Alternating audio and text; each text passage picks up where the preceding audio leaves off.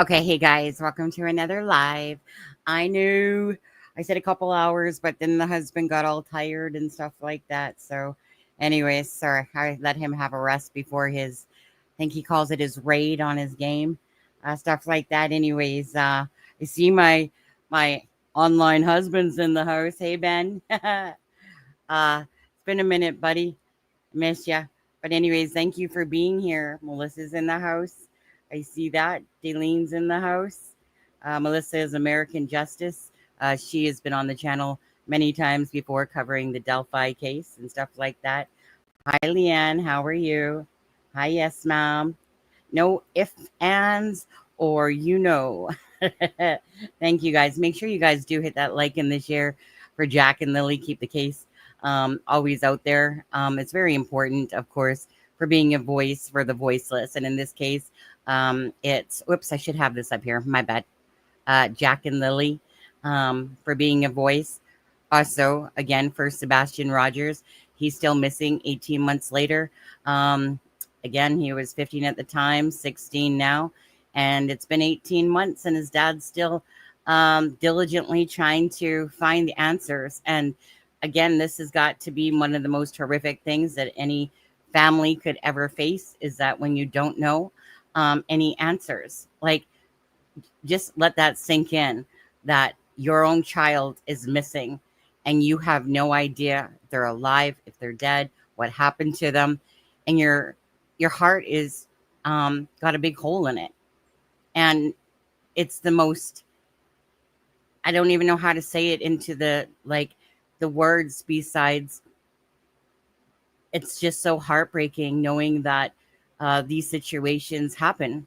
um, and I can't express enough just how much it personally means to me to have such empathy for people that are going through a situation like this. I just couldn't imagine. I couldn't imagine, like Belinda waking up, or other family members too, but Belinda especially waking up every day. Um, and don't get me wrong. I mean, obviously, her son Cody is the father of these children, and we know that he hasn't played a role in their lives for like 3 years, but there has to be a huge hole in his heart as well, just because of the situation where he walked away doesn't mean that there isn't a heart beating there still, right? So I just couldn't imagine that you're like literally the biological or paternal uh, dad and the mother and the grandmother, and especially, or any family member. I can't imagine how they do it every day. So every time that somebody wants to whine and complain about their life, think about some of these really um these situations that are going on that are more horrific than things that probably a lot of people are going through in their own personal life. Um, Life is YOLO. You only live once, so you make the best of it. And nobody ever expects to be in this type of situation. Um, and that's the part that always gets me when I'm thinking of Belinda, is that 1 minute, you have, two grandchildren. Granted, Malaya has pushed not just Belinda, right, but uh, Cheryl and other people away for 2 years of being with Daniel. And so, there's a lot to be said about that at first thing, okay? Oh, did 2020 have something tonight on it, Rob? I don't know. Did 2020 have something? Anyways, thank you guys. Thank you, mods, for everything you guys do. Thank you guys again for being here. But yeah, did 2020? Hi, Crime Time Watcher. How are you? Hi, Carol. It is devastating. And people that have suffered, like Melissa here, her son was murdered, that have suffered such a loss. But at least with someone that has suffered something like Melissa has, at least she has a place to go to know that her, where her son is, in a sense, versus just having no answers at all. We got two beautiful children on the board, And again, same with Sebastian Rogers. Just curious though, did 2020 do something? Lily and Jack, absolutely. Truth and love, absolutely. It is heartbreaking how these kids can vanish into thin air because we know that they didn't, and we know Sebastian Rogers didn't either. But their stories are very parallel to each other on how things have played out and the similarities of it. Um, Seth Rogers is the father of Sebastian Rogers. Again, you want to talk about somebody that's doing exactly what they should be doing? Just look to Seth Rogers, the dad of Sebastian Rogers, and that's exactly what you do. You don't care what people say, what people think. Your fight is for your son, your child, right? And so that, of course, is the case here. No answers. Johnny, my email is at crimingshame@gmail.com. There you go. Ben's on it. Ben's always on it for sure. Uh, that's why Ben has a wrench. That's why Ben's my online husband, right, Ben? Ben, just let me know if you get married real. Okay? Then I'll stop saying that. Okay. And so remember, you guys, my husband approves, okay? He's like, I don't care how many you have online. I'm still your real husband. It's a running joke. I'm on something, Sonny. Well, you know, Ben, my mind just went, so stop that. Okay. Sonny, Michelle After Dark had new documents from FBI on Sebastian. Oh, is there new documents out for that? I'll have to take a look. Okay. Now I wanted to clarify something on with Sebastian Rogers because we were on Nova's Live and there was this person, his name was Mike. And so I know the Sebastian Rogers case inside and out as well, except for apparently those documents that I didn't know about.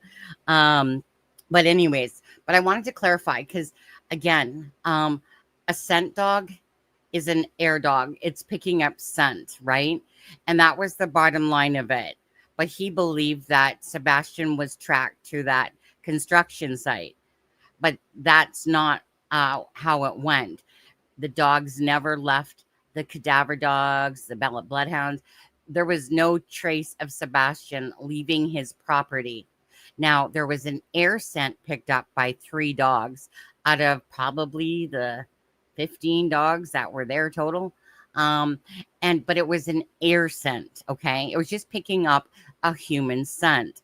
And again, you know, we talk about Jack and Lily's case here, and you guys must remember when they were talking about, you know, cadaver dogs, and they said that they would look into it, right?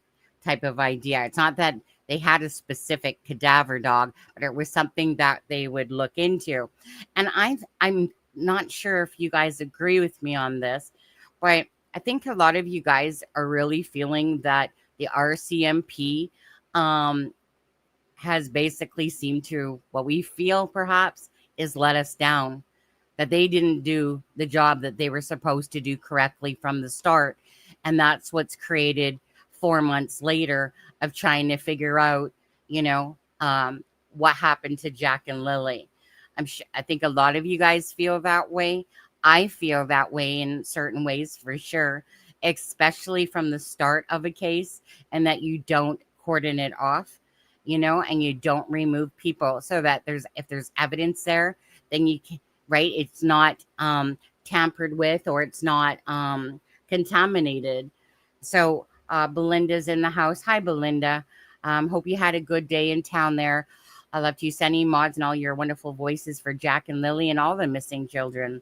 Absolutely. I wish we could find them all.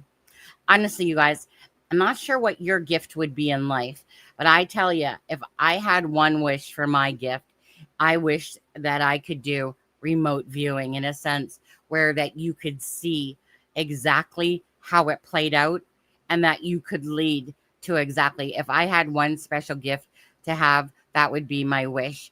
because I would love to be able to have that gift, to be able to say, you know what, this is exactly what happened. This is where the children are. This is where the adult is. And, done with it type of idea.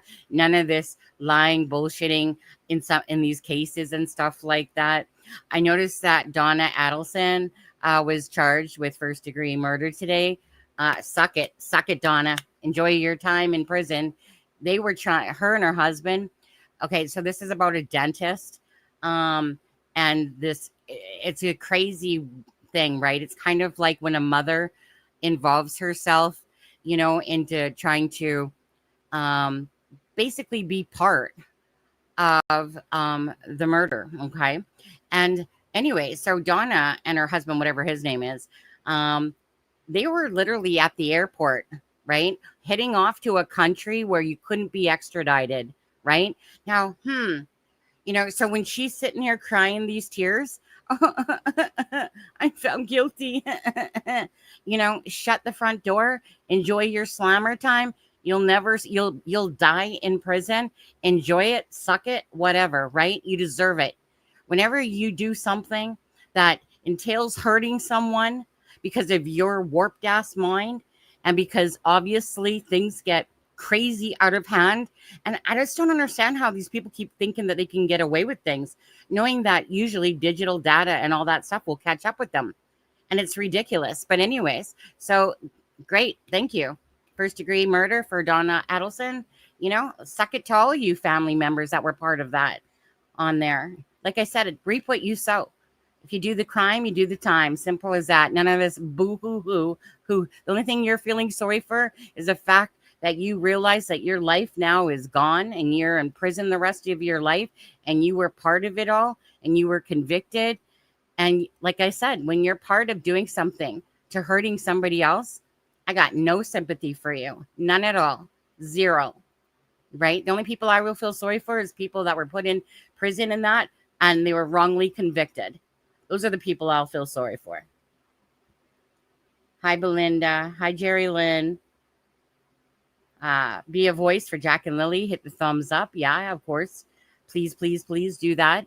Again, these children need our voices. As you can see behind me, this is a painting that I had done the other night. And it was basically for Russell McDonald that wrote the two songs, Come Home with Jack and Lily and Where Are You, Jack and Lily? Beautiful songs that she wrote. So this was basically in honor of her song. Remember the picture on the post of the two kids missing in Pictou County and Come Home, Jack and Lily.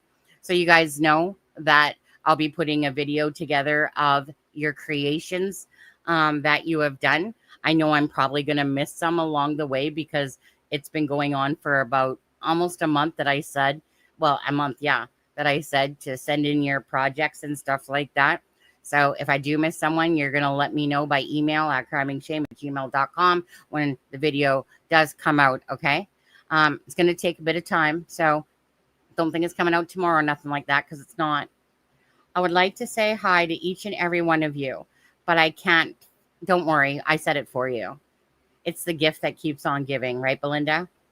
On there. So, okay. Just to look at a little bit more of your guys' comments on there. Hey, Belinda, hope you have answers soon and can rest easy. Prayers for you, Jack and Lily. Hi, Belinda. You see, in my real life, I don't like to play games. I don't have time for games. What I have time for is, of course, being a voice for the victims and the coverage that we do on It's a Criming Shame. I don't have time for BS. I don't have time for any of that crap. What I have time for is, of course, always making sure that the victims are first and foremost the awareness of these cases. And of course, in this case, Jack and Lily. I don't like to play games in my real life. It's cut the crap. If you want to talk and tell the truth, I'll listen to you any time of the day. But you want to, use or think that I'm an idiot and stuff like that. Well, we'll see how far you get with that stuff, because I'm just not into that stuff. If you're truly looking to find a family member and stuff like that, then I would expect that you're doing it with your sincerest intentions and that you truly are wanting to find Jack and Lily. Hey, folks. Hi, Christian. The RCMP know exactly where they are and they will not tell anyone otherwise. I'm not so sure about that one, to be honest. But again, we're all entitled to our opinions. Just be respectful to each other. You guys know that. Anyone that's new here, okay, that's all we ask of you. Have your opinion. Be respectful to other people's opinions, even if they're not the same as yours. My grandson saw a sign for Jack and Lily when they were leaving Nova Scotia. He said to me, Grandma, I hope they find Jack and Lily soon. He's so intuitive. Ah, that's so sweet. That's so sweet. Good evening, sweet Sunny and Ben. Hi, Orly. I think you came in at the very end of the last live, Orly, if I'm not mistaken. Heard Daniel say he heard screams. Right. I mean, what was up with that, right? Where did that come from? All of a sudden, the helicopters, and he thought he heard screams and stuff like that. Again, at the end of the day, and I always want to be clear on this, it's not about that I don't like somebody. It has nothing to do with that at all. This has to do with truth and transparency. Okay? So when there's inconsistencies, I'm going to talk about them. I'm going to bring them to the forefront, right? I'm also going to say if there's inconsistencies that, might have, okay, you know what? We can let that one slide type of idea. And then there's inconsistencies and stuff. But I will always want to talk about that, not because I'm putting words into their mouth, because they're putting their own words into their own mouths. And I'm just going to make sure that I'm going to share that. I'm going to talk about that. We're talking about two missing children here. At what point should this be hard to tell the truth? Well, it shouldn't be. So why are we at this stage of the game, right? Why is there these weird things going on? And I don't think that anyone will disagree with me on that. I mean, most people know when something seems normal, when something seems authentic, when something seems genuine.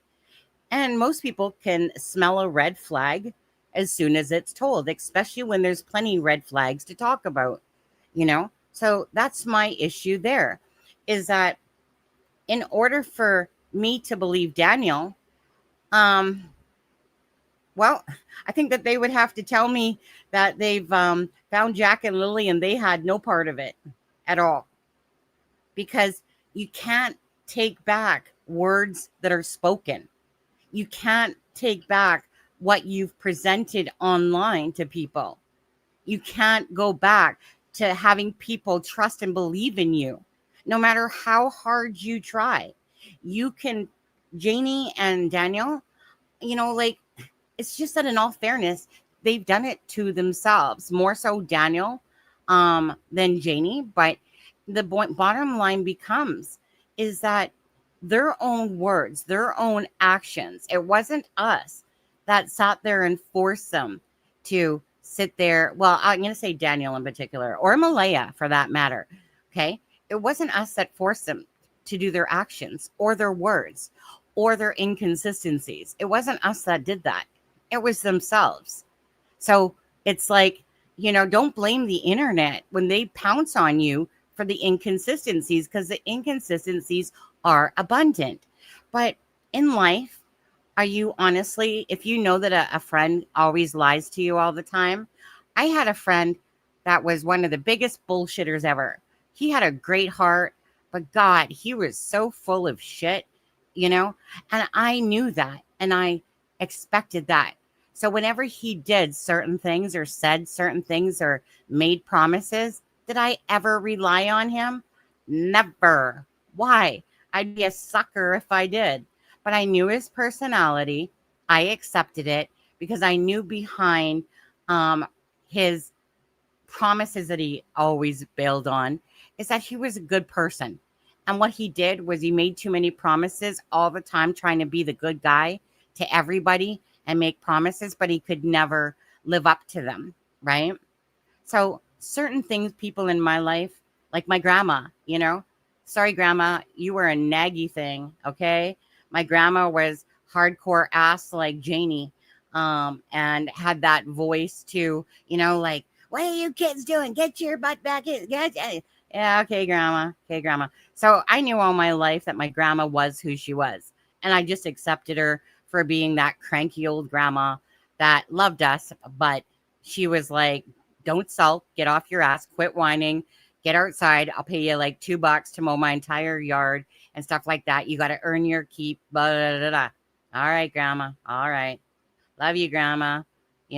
But was she warm and cuddly? No. Was my mom warm and cuddly? No, not really, but she was more than my grandma was.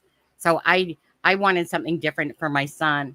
I wanted my son to feel warm and cuddly because I saw that, as a child, what you want is you want to be heard, you want to be loved, you want to be cared about, you want to be protected by the people that are the ones that say that they love you.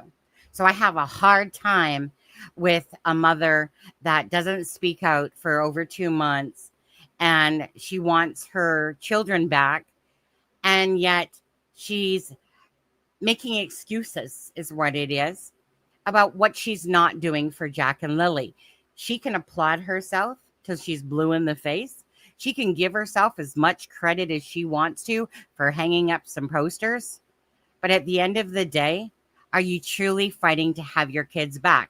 Or do you know the answers? And that's what we're seeing. Is that why we're not seeing very many family members speak out, right? Is there family members that don't believe in what Malaya's even saying, right? That question everything about Daniel and Malaya. I mean, it's not exactly like they have been living a stellar life, right? Borrowing money, of course, stealing money from Patty, credit card or whatever it was and stuff like that. So it's one of those things, monkey see, monkey do. So you can go on the internet all day long and watch parents and stuff that truly want their children back. And then you can watch the ones that bullshit and what they do. And then they're usually convicted. In this case, what I'm seeing is not normal at all.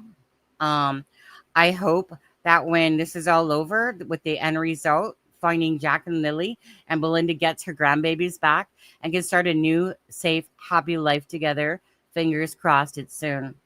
Absolutely. Answers, I mean, everyone wants a great outcome, right? Wishful thinking, but everyone wants a great outcome. At the end of the day, it's still any answer is better than no answers, and that sucks to say it like that, but that's the truth. That's a bunch of French stuff. So hi, Belinda. Frenchy stuff. I'm sure it says, you have my heart, hugs and kisses, something like that. Hi, Tammy. Oh, look at you go. Yeah, I think you hit every emoticon out there. That's very colorful. I love it. Patriot Girl, I can't believe he now says he heard screams. Unbelievable. He has many red flags. Absolutely, he does. So it's not, like I said, it's not about picking on Daniel, because Sonny just loves to sit here and pick on Daniel. I mean, it's easy to pick on Daniel, don't get me wrong, but I wouldn't be doing this if this wasn't the side that he showed and the inconsistencies didn't outweigh the truth or wherever the truth lies, right? So it's kind of like trying to be at the bottom of a mountain and trying to dig your way, or I shouldn't say dig your way, because obviously you go the opposite way, climb your way to the top and try to get people to change their minds about how they feel about him, right? It's not, once you have set the ball in motion, and you've gained a reputation for being inconsistent and lying and stuff like that, it's pretty almost next to nothing, zero, that you're going to make your way back out of that. Maybe a little, but the damage is done, right? And I didn't create that, right? I'm just emphasizing it because it's about Jack and Lily, right? It's not about how much I want to pick on Daniel. It's just that he speaks way more, way too much, way more than Malaya, right? But by the same token, you got one that doesn't know how to stop talking, and then you have one that doesn't want to talk, right? Like, what's up with that? So you have a grandmother named Belinda who's like, hello? Like, where's the other people that are being voices for Jack and Lily? Well, she can't do nothing about their actions, but she can certainly do something about her actions. And obviously, it comes from the heart, and these children are her paternal grandbabies, right? So she, I'm sure, is beyond exhausted and tired of dealing with this every single day, and to watching this, to other family members that are watching it play out, and some have insight. And I would think that, hopefully, no, I don't believe it's true though. I believe that there's people holding out information still that they need to give up for Jack and Lily. I can't even fathom that anyone could sit here as a family member, look at these beautiful faces, and sit back on your little tuffets, eating your dang curds away, and that you don't come out and at least beg, ask, whatever for help, to put up posters, to find Jack and Lily. It's beyond anything I could imagine to watch this personally. And I find it disgusting. I do. That's how I feel. As a mother, I find it horrific, horrible. I find it incomprehensible that this is what we're watching at the sake of these two babies, right? 6 and 4. 6 and 4. I'm sorry, but actions, right?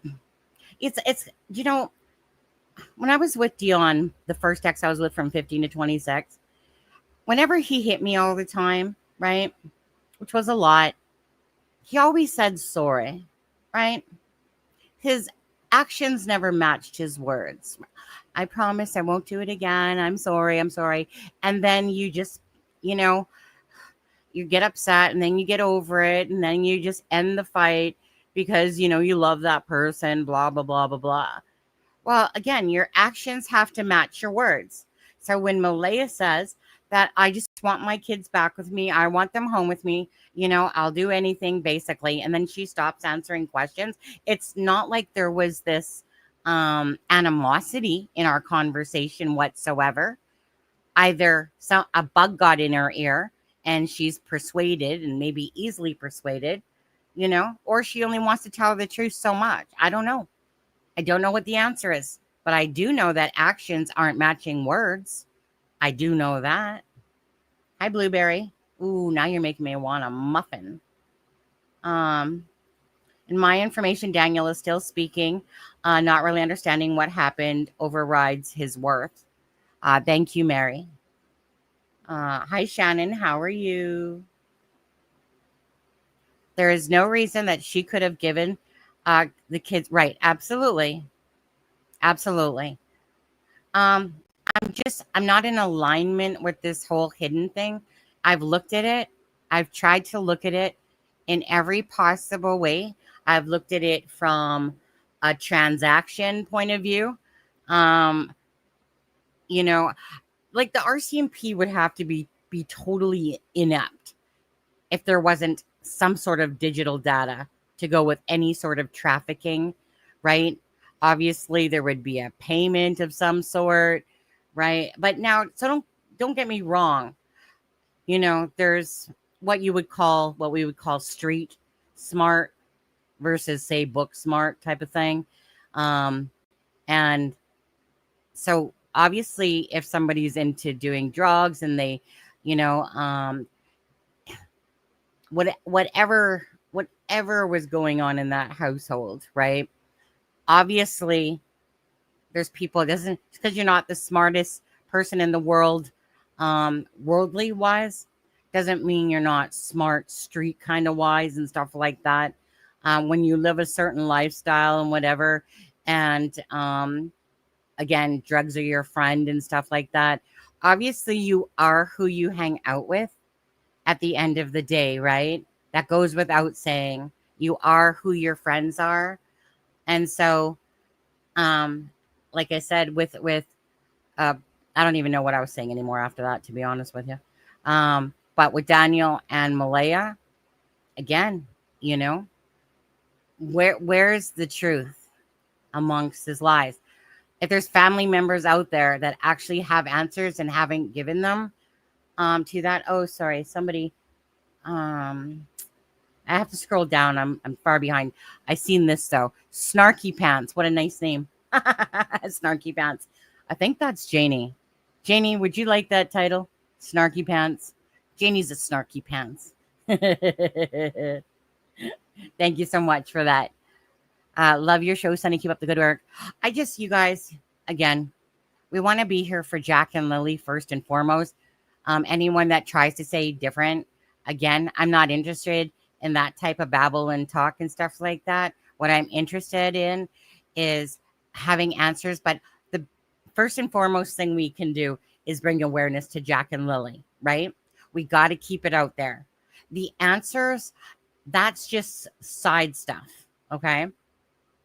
That's just side stuff that goes on. Obviously, as someone that cares about children and cares about cases, you want to find out as much information as you can, right? Now, and by the way, there was no white van in the documents and whatever. That was something that Hidden in the Fog posted about something or another. But anyways, you guys, if you guys come across this person's name called Dead Silence, okay, what I'm going to say is this. Ignore that name, okay? Charmaine sent me a few of those messages, and I was told about this person the other day. You want to talk about somebody that's playing games and being cryptic, okay? So if you see the name Dead Silence, unless they switch their name or on TikTok or whatever, ignore it, okay? Ignore it. It's a useless person out there trying to gain some sort of attention to their channel, whatever, get their 15 minutes of fame out there, and it's a load of shit, okay? I hate these people that do stuff like that. They don't care who they mess with, what case they fuck with. They don't. All they care about is, let me be a little dick. Let me put all this little cryptic messages out there. And that's exactly what it is. Anyways, if you come across that name, Dead Silence, you know what? Give them the emoji with the big FU to that. Because honestly, I find it so pathetic when people try to insert themselves into shit all of a sudden 4 months later, especially, but they try to say that they know something, that they know the family members and stuff like that. Use the brain cells, people. It's not Tint. It's not Tint. I asked Tint. Tint doesn't play games like that. He doesn't play games like that. I've never seen him play games like that. I out and out asked him, Tint, this one time he shared some information of mine, and it made me upset, the fact that our conversation was supposed to be, private. And if you wanted to share something that me and you talked about, then just ask. And since then, honestly, at least to me, Tint is like, said he was really sorry. Absolutely. And, I think Tint understands that I'm from a place of a good heart. And I believe he is as well. I don't think this is Tint playing games. He's not that person to do that. Yeah, because I don't sit there and think, Charmaine, that every person is a shit person and stuff like that, right? So I talk to Tint, you don't talk to Tint, so I don't think it's Tint. Just because, yeah, I asked him, he's like, LOL, no. Started talking about his kitty cat, stuff like that, because at the end of the day, do I know Tint personally? No. But have I known Tint to sit there and make up these stupid cryptic shits? Because why? Because the word drone was put in there, on there? So, no. And no. And I don't believe it's Derwood either. what I believe it's just another leech out there looking to play these cryptic games and stuff like this. I believe that Tint, I mean, don't get me wrong. Obviously he recorded Wade, you know, but now he's back home in Toronto. He's not even out in the area. And I've asked him a few times, like, I sent him the files today for the documents. But other than that, honestly, Tint just really got back home like last week or whatever, back to Toronto and stuff like that. And I've talked to him and I've asked him, like, he's basically said, like, well, Sonny, there's not really much more I can go, right? If there's no information and stuff like that, then where do you go? Tint put a lot of work, but now reality's kicking in. He headed back home, time to get a job and stuff like that. And so, no, I don't believe it's Tint myself. There's Charmaine. Charmaine's probably too tired to come and sit with me up here, aren't you? Yes, you are. Because of the word drone. I'm not a complete idiot. Well, but then you're saying that I'm a complete idiot. You're telling me that I'm a complete idiot, though, in saying that, well, you believe it's Tint, and I'm saying it's not. And then you're like, why? Because he told you no, right? But then you're saying that I'm a complete idiot. Wouldn't you agree? So I'm the one that spends time talking with Tint, type of thing, to get to know him. Ever since, well, I don't know. I'd have to go look back. But it's definitely been for months on that. Okay, so let's get back to the bones of this. Okay. Oh, let me put up this picture. Okay. So Jack and Lily, where are they? Okay. Again, if anyone is interested in any of these signs, they're $20 to stick them in your yard. Then, of course, you can get in touch with Kent. Charmaine, what's Kent's email again? Yeah. What's Kent Corbett? Oh, come on, it was a number. Come on.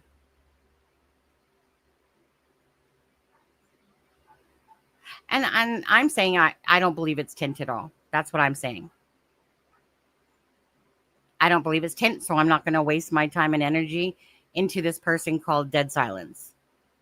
Oh, is it 81? Thank you, guys. Okay, so Kent Corbett 81 at gmail.com. Okay, so let's put that in here. Kent Corbett 81 at gmail.com. I just know that anything that comes from Dead Silence, I don't care about. And I won't care about it because it's just a useless person to me out there. And so Charmaine, just for your sake, Tint, if you happen to be Dead Silence, well, I guess you're a big loser if you're doing this stuff. Okay, is that fair? Anyways, I don't believe it is still, regardless, but I just don't care, right? I don't care enough to who's being cryptic and sending out messages. Don't care. It's kind of like you'd have to be at the bottom barrel of the scum pole to do stuff like that. But anyways, let's go back to Daniel Martell and Malaya Brooks Murray. So Daniel says, right? Remember, I told you I don't lie and tell the truth behind Charmaine's head there, right? Now, he has said this multiple times. Vernacular. Don't use those words on me. Stop using those big words on me. Stop. Now, I told you I don't lie and tell the truth. Now, how many times, Daniel, if you're listening, which you are probably, how many times, Daniel, have you said that you tell the truth and you don't lie? But you said no violence ever. In fact, Malaya used to hit me. Isn't that funny? Malaya's saying that you're the one that held her down with her phone. And I can guarantee you that there was probably more shit going on than what we see. But bottom line is, Malaya never said that you weren't violent. In fact, she said you pushed her up against the wall, then apologized, that you held her down multiple times, as she was trying to leave your ass, So again, you can't say, I told you I don't lie 50 times, or, well, it's been about at least 15, okay? He is dramatic, right? But it's not a good dramatic, is the problem. The problem is that Daniel, he's like his mother. Stay in your mood. Belinda, give Charmaine a hug. She needs about 10 of them, apparently, on there. Now, Daniel to me is like his mother. I think that Justin is more like his father. We didn't see anything about Justin in the documents at all, and it could be in the redacted part of it. But I think that Earl and Justin are more the responsible, kinder-hearted individuals. And I think that Daniel and his mom, well, I can't help but think about what Darren said in our conversation. It was, if I knew where it was at this moment, I'd play it. And he was talking about how Daniel and his mom, Janie, bicker like basically cats and dogs, right? And Darren was basically saying to him, like, or she's like, basically, Darren basically slapped my kid upside the head, because again, apparently they argue, but can you kind of see that, right? They have similar personalities, so you're more apt to have those type of arguments because you're both stubborn and stuff like that. Again, Darren has made comments about Daniel and saying that he saw the temperamental side of him a few times and stuff like that. And I believe that Daniel has a temperament, obviously. And who knows how much, right? It's kind of like giving an alcoholic a drink and stuff like that. Sometimes people, when they're on alcohol, they're like me. Stick me on booze, I'm more joking around and laughing than I was without it, to be honest. And then there's some people that transition into freaking like like the Twilight Zone shit going on, right? And so with Daniel, again, he can sit there and deny, being on math till he's blue in the face, but Malaya clearly said that you were. Other people have too. So why are you denying it, right? Again, why are you denying it? I could call you out more on that stuff, by the way. But bottom line is, what happened in the documents to Malaya saying that she got up at 12, right? And you were doing math. What about them? What about them apples? And that you were up all night. But yet she clearly says that you guys were sleeping, right? She doesn't know what time you came to bed, but you definitely were just sleeping, basically, and she didn't wake up. Huh. And that actually, yeah, it's third-hand information to us, but do I believe the people that said it?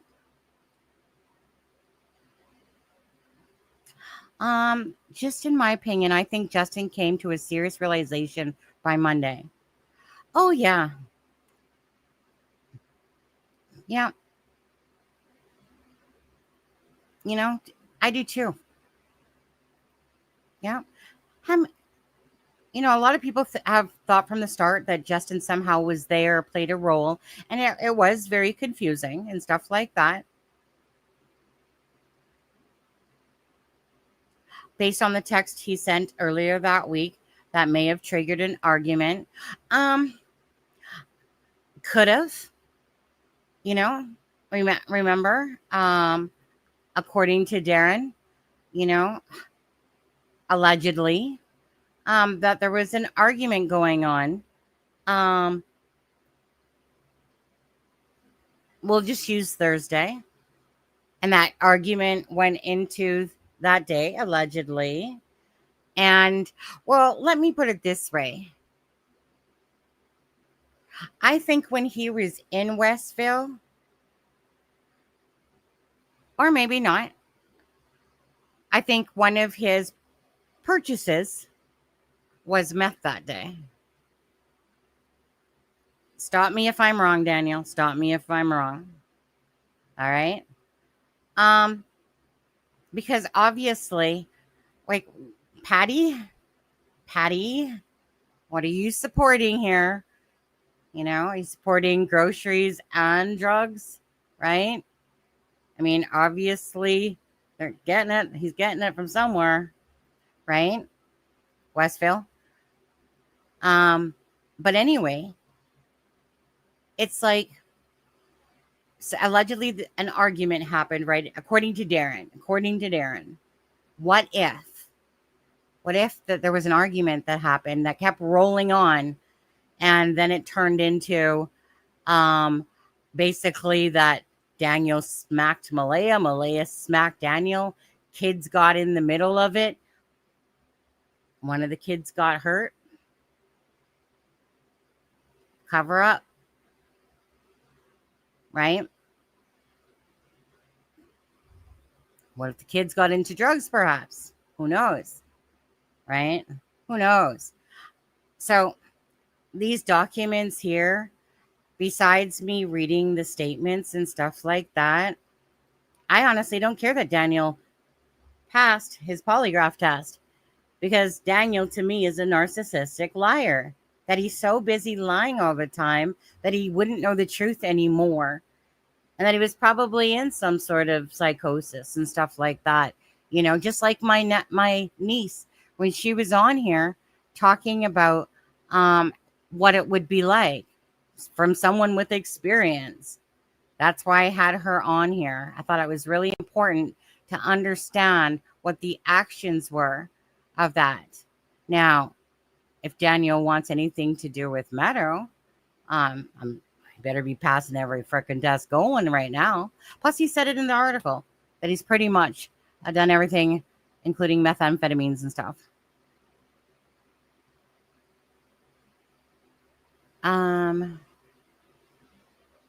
Did Charmaine say something before that? According to an anonymous family member, he wasn't. He and his wife just found out they were pregnant right before all of this. You know? It's just absurd. Okay? It's absurd. Yeah. Well, again, we know that they passed 4 questions for them, right?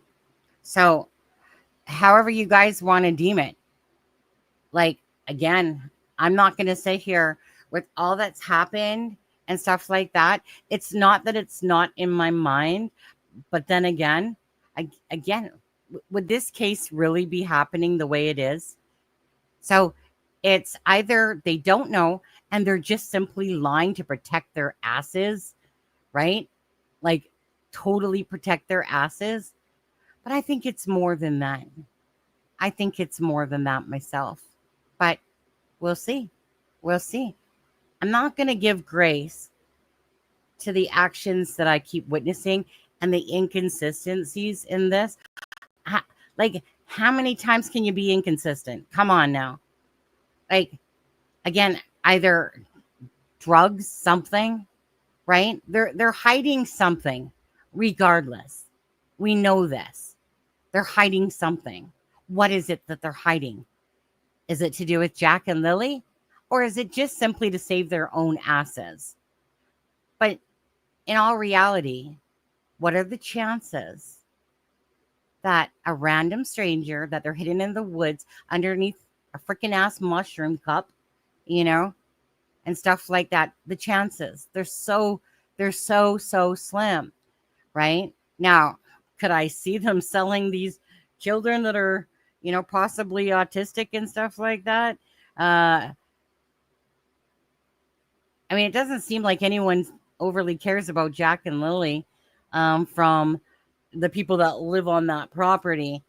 That's the way it comes across. right? You know, yeah, here, little transaction, get us out of debt, put us on a thing, right? I don't know. It's fucked up, is what it is. Fucked up. Okay. Anyways, KG showed up in my feed. I thought it was funny, huh? Math lab and shed. No, no. I don't believe that I don't believe that Daniel had a meth station, at least not at that point. Um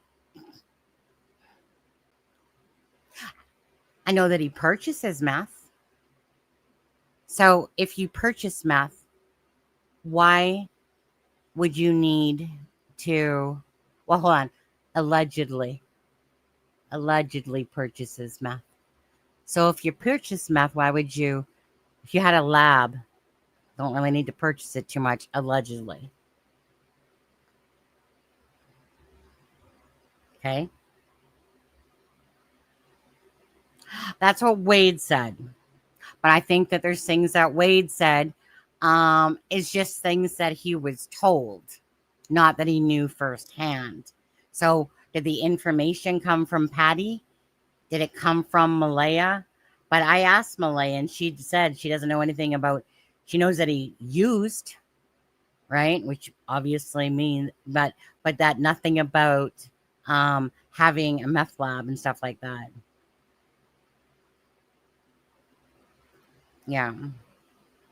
Well, I just hope that and pray that somebody that has more information and perhaps hasn't said it comes forward and tells the truth for Jack and Lily, because honestly, I can't believe that there would be people out there that would want to hold back evidence at the sake of selfishness, at the sake of saving someone who only would care about themselves, and that somebody wouldn't do it for these beautiful children right here.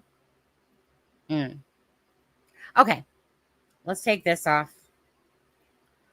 Make this bigger. And let's get back into where we left off. Woo! 54 minutes into it already. Okay, so let's see here. Oh, I have to say something about this. I do. Right here, it says, and you guys tell me your thoughts, okay? So, Daniel stayed up. He was going to clean the house for her, but it wasn't clean when she got up. So, she doesn't know what he did. Normally, you sure? You sure? You sure he wasn't on meth? You sure, Malaya? Because that's what you said. That's what you told people. Stop. Okay? He did little projects around the house at night. Fix things, okay? Wrench in the door, lock the back door, put a stick in it. Nope. No, no, no, no, no. Just got to worry about that bear in the front, right? Okay?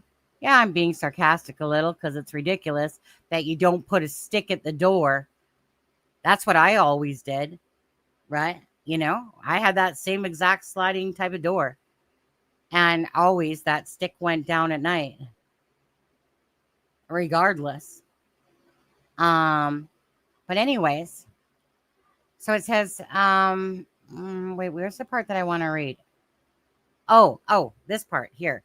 Jack was wearing black sweatpants, a t-shirt, and a diaper, as he was only partially trained. Partially trained. 4 years old, and you're partially trained. Are you kidding me? That was like me witnessing a 5-year-old sucking on her mom's tit and still breastfeeding. What the fuck is wrong with that picture? Okay. Partially trained at 4 years old. Okay. Sebastian Rogers, autistic. Okay. Diagnosed in his later years of being autistic. He wet his bed. Sometimes he had to wear diapers. They put him in diapers to go to school. Why? Why did they do that? Well, according to his dad, Seth, He never made Sebastian wear diapers. But when children are being abused or mistreated and they're scared, well, at his home with his mom and stepdad, he had to go to school in diapers sometimes, for sure. I wonder what was going on in that household. And he's autistic. He's not possibly autistic. He is autistic. So there's two things here. You're 4 years old and you're not potty trained. Are you kidding me? My kid was trained by 2 years old, and Haley was trained at a year and a half, my niece, because I'm the one that trained her.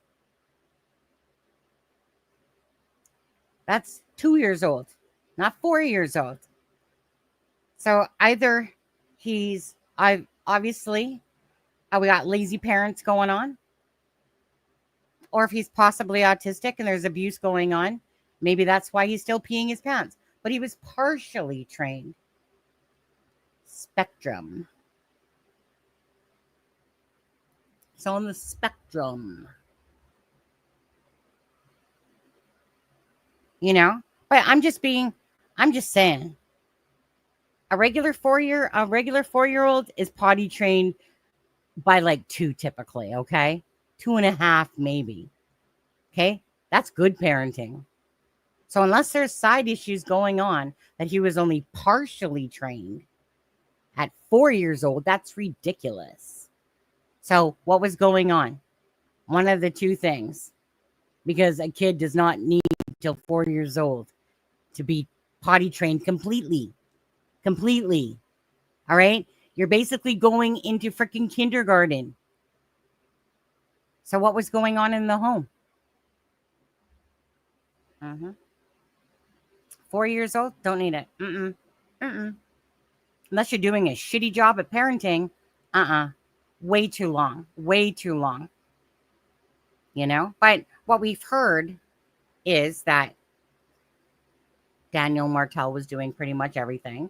And I wouldn't doubt it if he did a lot of stuff.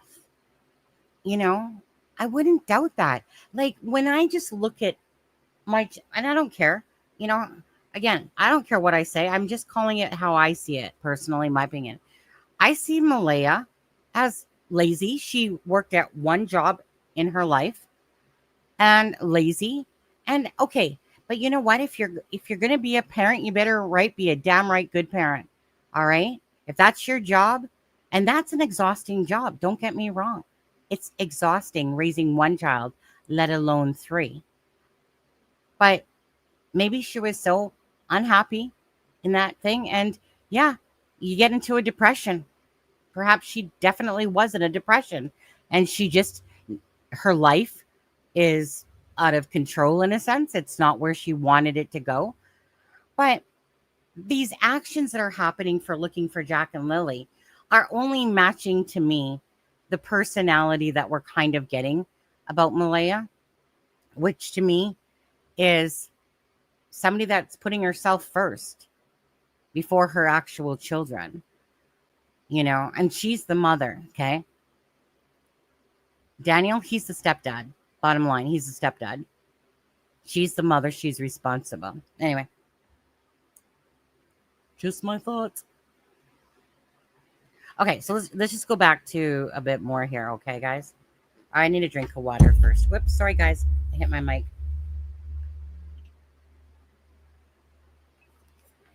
I'm sick and tired of this muggy stuff. I want rain and I want fall coolness. Okay. Okay, so let's see here. Daniel stayed up. He said he was going to clean the house for everybody. It wasn't clean, and when she got up, she doesn't know what he was doing, right? He does little projects around the house at night and fixes things. Malaya said she was not woken up throughout the night. Really? Malaya, are you sure about that? Okay, and does not know when Daniel came to bed. Huh. She continued by giving a detailed description of what happened on Friday. On Friday morning, Malaya's alarm went off at 6, 6:15, another one. Then she used the school app to mark the kids out for sick again that day. And Daniel, mind you, he made a comment too about, he said, I didn't know she was calling the kids in sick that day, right? Malaya then went back to sleep. Daniel and Meadow were still sleeping, and there was no other noise in the house. Malaya heard the kids playing in their room around blank. They woke Meadow up, and she took her into bed and turned on the TV on for her. Then she faded in and out of sleep. The kids were giggling and laughing and talking to each other. The kids were in the room right next to theirs, so they were loud. Around blank, she heard silence. Okay, so I want to know, Malaya, in this particular sentence, at any point do you say in this particular statement, Malaya heard the kids? Nope, don't see the word seen there. Around this, they woke up Meadow. She took Meadow into bed, TV, then faded in and out of sleep. The kids were giggling. And nope, still don't see the word seen Lily in this particular statement whatsoever.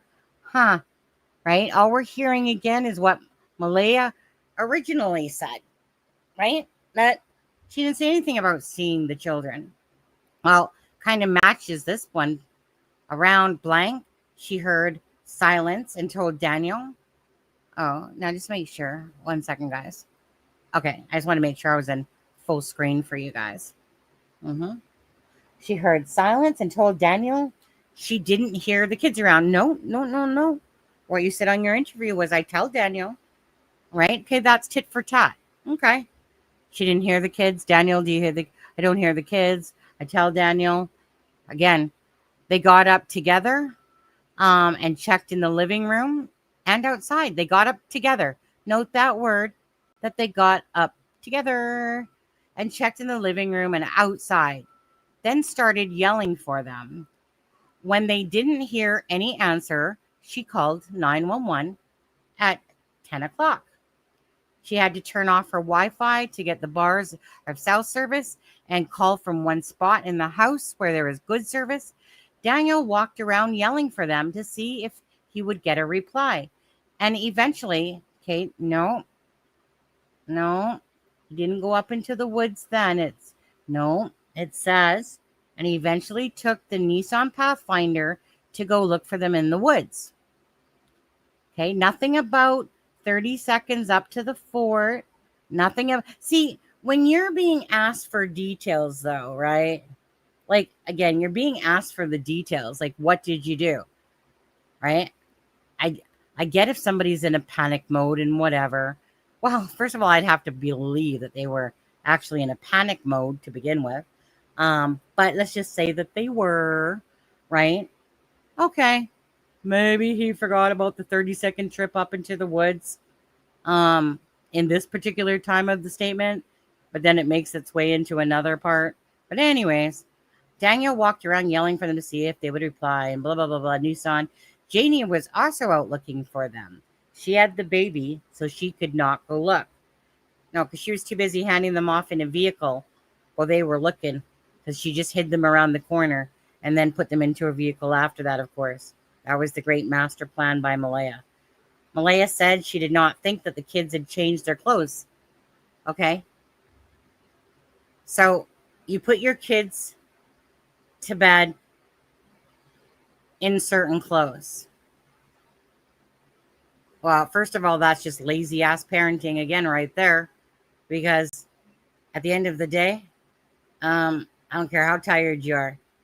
Your kids should go to bed, absolutely. Now, does it happen? But I think that this was a regular thing. I honestly believe that this was a regular thing. The way it's portrayed is that this is a regular thing. You know what? We're too lazy. Kids go to bed. Yeah, just leave your clothes on that you've had on all day. Don't worry about your pajamas, kids. And then, of course, on top of that, everyone goes to sleep with their backpack. But whatever. I mean, it's just weird stuff like that, but whatever. Malaya said she did not think that the kids had changed their clothes. Well, I guess you would probably know, because their clothes would be, I don't know, in the bedroom. since they both shared the same bedroom. Now, Daniel does say that he has the Barbie top. So, did Jack and Lily just take care of themselves through and through? You know, undress themselves, dress themselves, stuff like that. So from the night before, and Lily's backpack was gone because everyone loves to snuggle up to their backpack. So she assumed. Now, Daniel said that this backpack was used for hunting, right? That it wasn't like it was a school backpack. It was used for when they went out into the woods, like treasure hunting, you know? So it kind of seems a little bit strange about that whole backpack thing, but it's their words. She described it as a corduroy cream colored backpack with strawberries on it. Lily and Jack boots were gone. Lily was wearing size 13 rainbow pink boots, and Jack was wearing size 10 dinosaur boots. Now, I know that they said the boot on the pipeline like was size 11. So I don't know how they figured that that was similar to Lily's, if Lily's in the 13. So whatever. Anyways, I'm going to come back to you guys for a minute, because I do want to hear your guys' thoughts. Sunny, some struggle during the night, and if they are put to bed at 7, not allowed out of the bedroom. Abuse, bedwetting.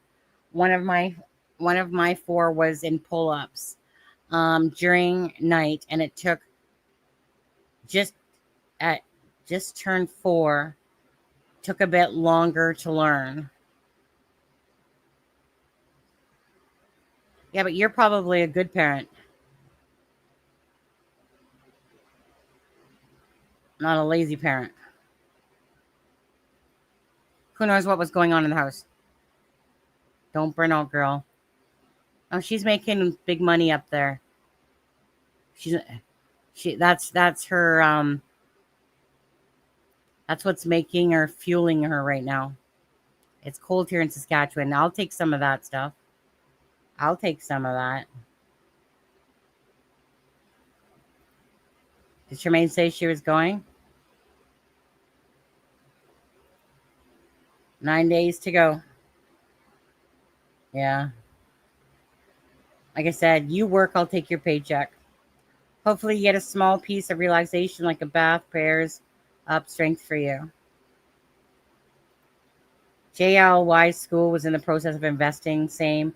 When they heard the developmental delays, school alerted children's age. Yeah. Investigating, I think you mean? Investing.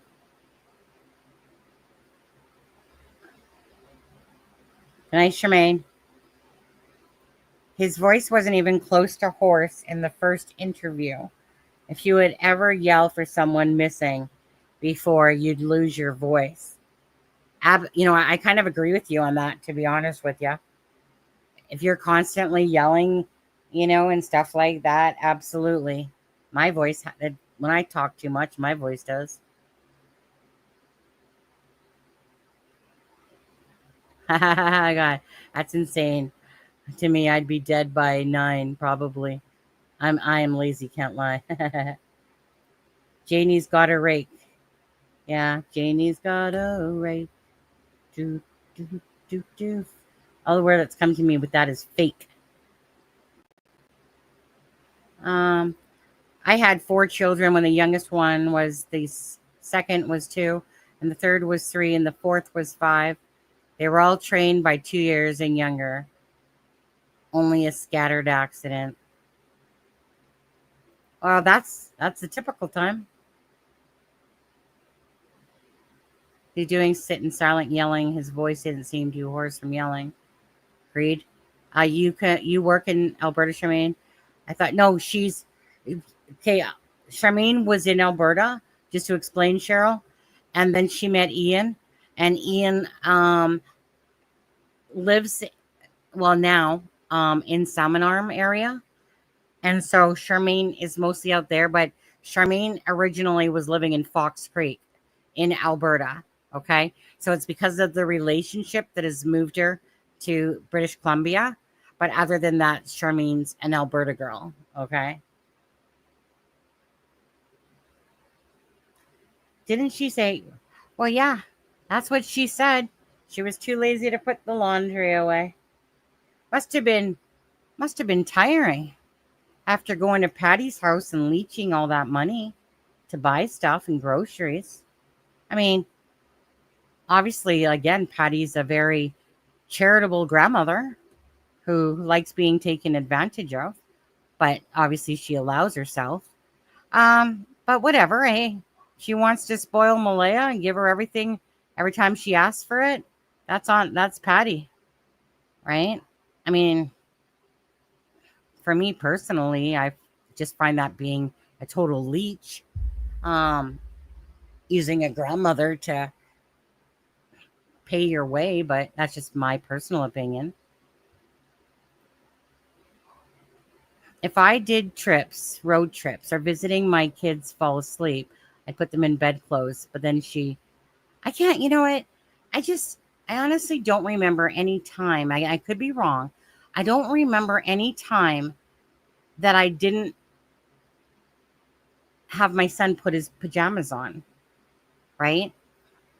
I honestly, I can't think of any time for bedtime.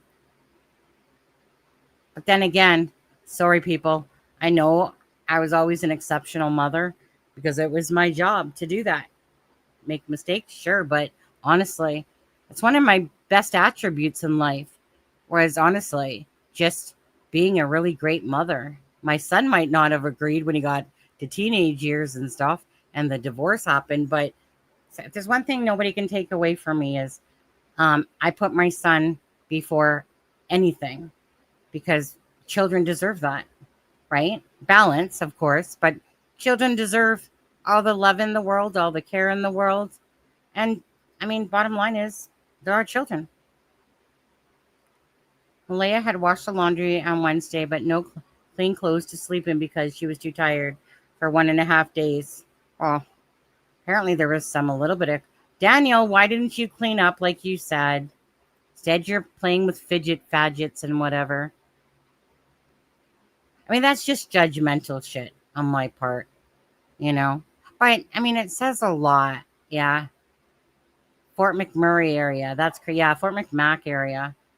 Remember when the big fire happened there, guys? Walmart receipt said Malaya bought size 11. Maybe that's where that came from.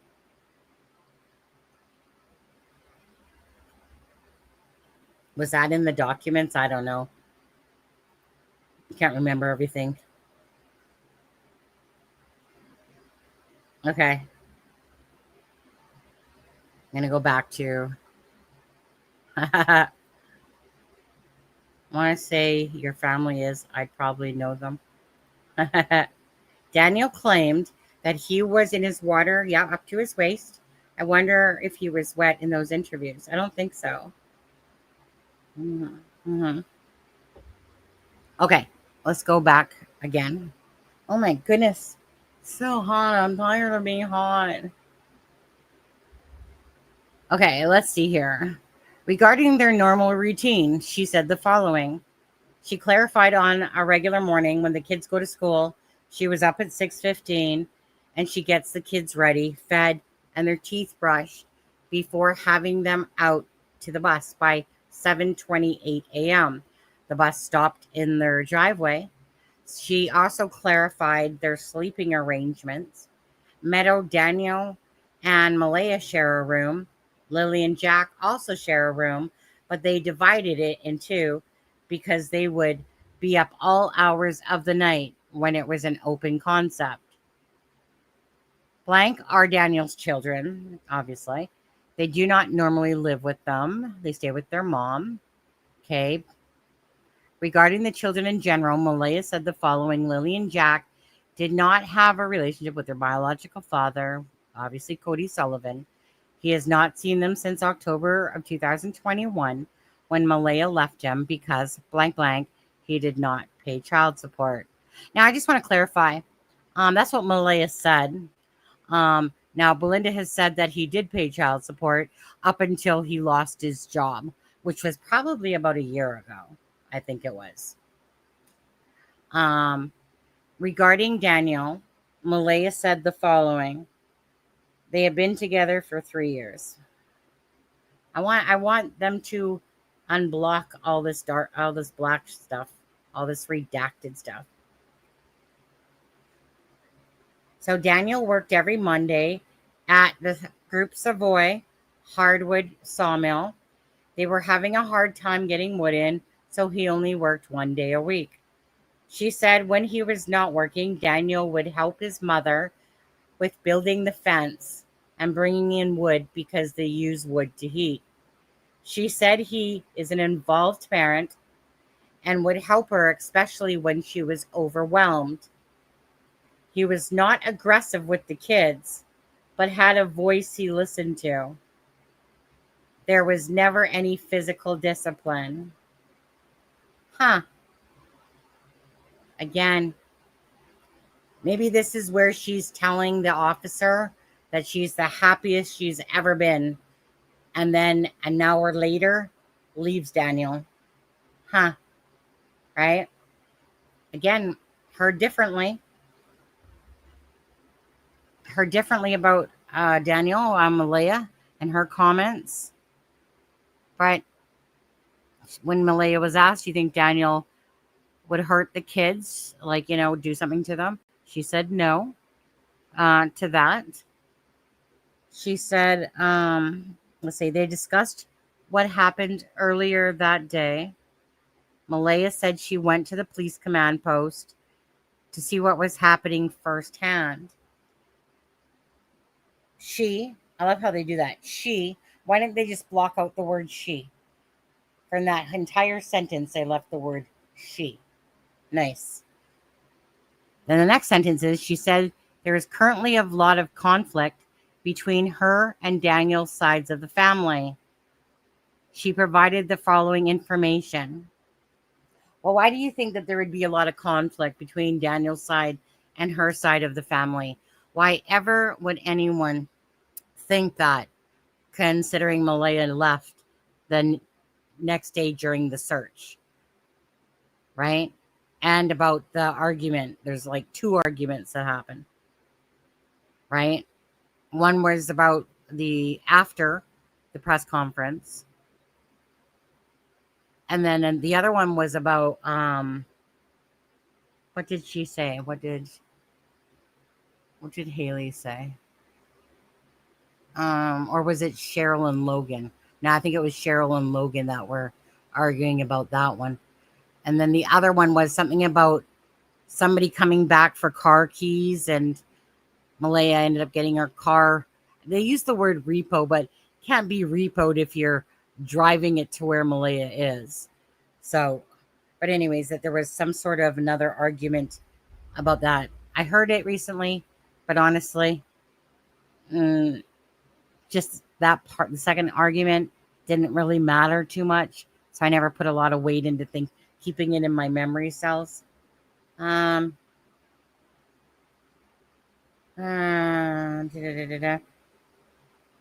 Daniel's family wanted her to bring the baby and stay with them, meaning Logan. But she thought that the correct decision was to stay with her mother. Daniel's family wanted her to bring the baby and stay with them. Control again, people.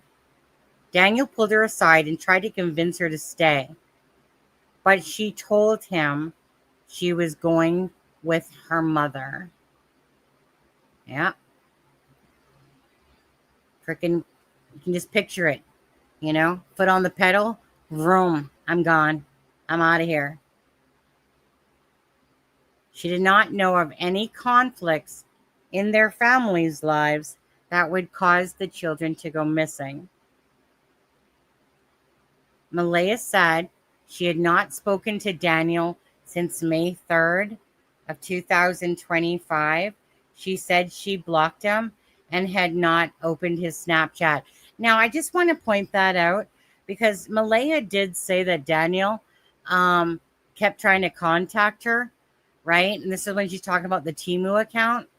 And now Darren is the one that made this statement that Daniel and Malaya were talking to each other, because I have him recorded saying that.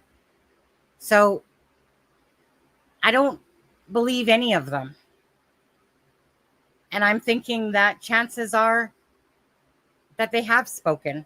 But I mean, there are documents here that they got to kind of stick to as well, right? But I feel like they have talked myself. What do you guys think? Do you guys think that they have?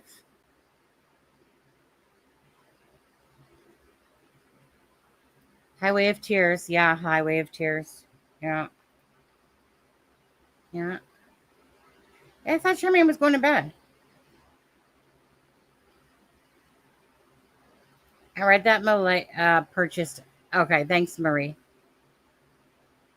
I haven't skimmed through some of the more boringer ones. I don't know any areas in. Oh, I'm in Perth. Yeah, yeah, yeah. Australia.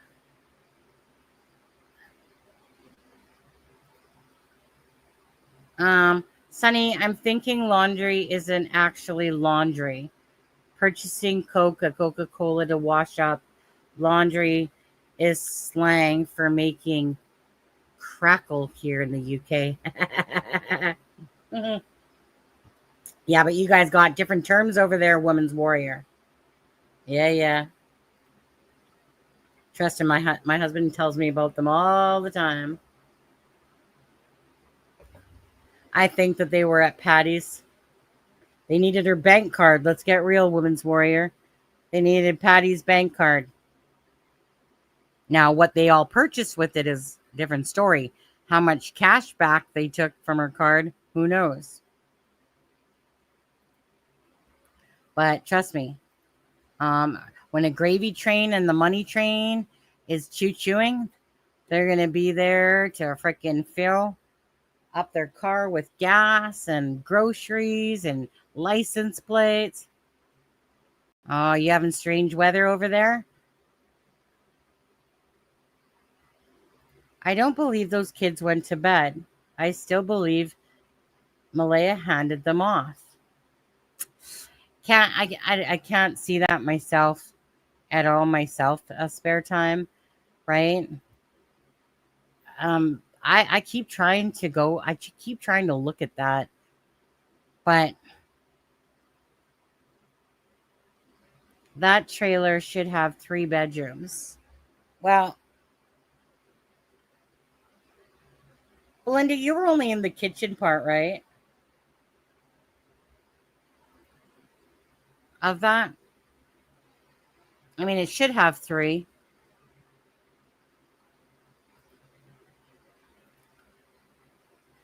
If I was a betting person, which I am,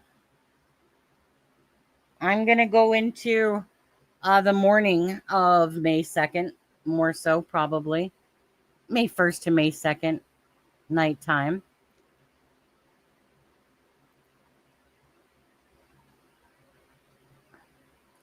It'd be nice if this would have started off as a very truthful case. If people were being truthful, I feel like the answers would definitely have come already.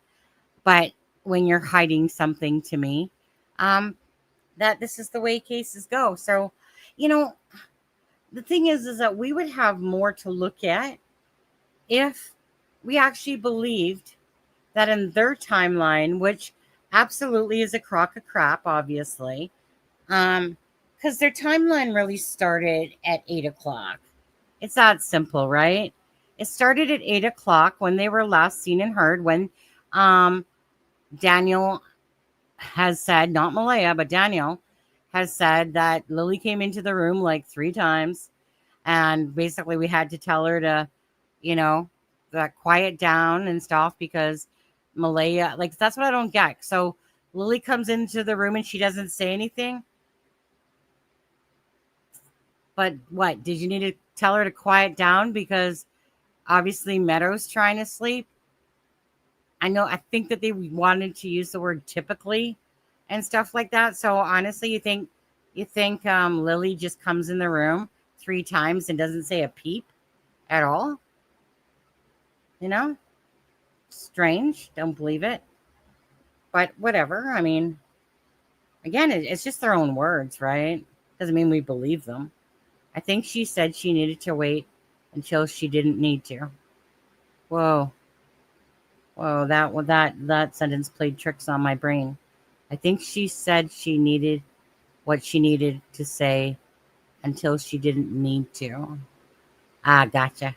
Okay, it sunk in a little bit more there. What did Belinda say? What did Belinda say? What did Belinda say? Oh, the trailer should have 3 rooms. Well, what was the other third room used for? Yeah, all the junk. That's what they had their backyard for. Yeah, I'll take some of that over here. Not this muggy rain. I want it to rain. I want coolness. I'm sick of feeling hot. Amy Combs Baker, did Malaya ever get her car back?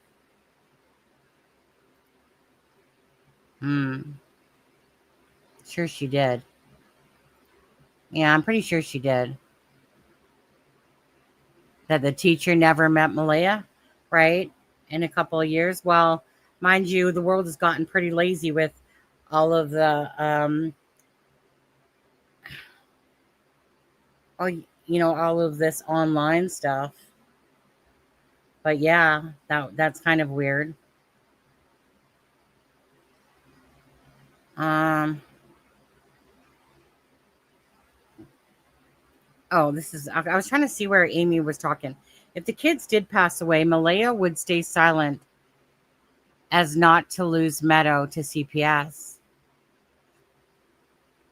100%, Amy.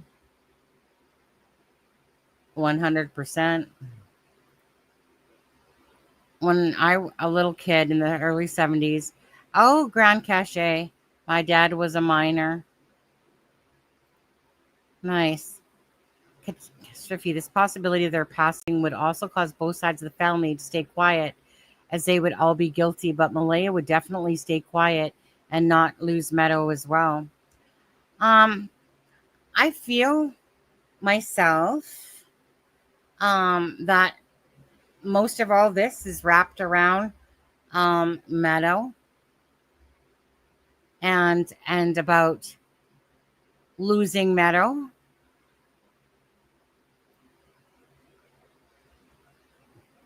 But she made a mistake, yeah, and ended up costing her to lose Meadow to CPS. So we'll see what happens. I mean, it's not custody or whatever on the 8th. I believe Kent said. It's something about the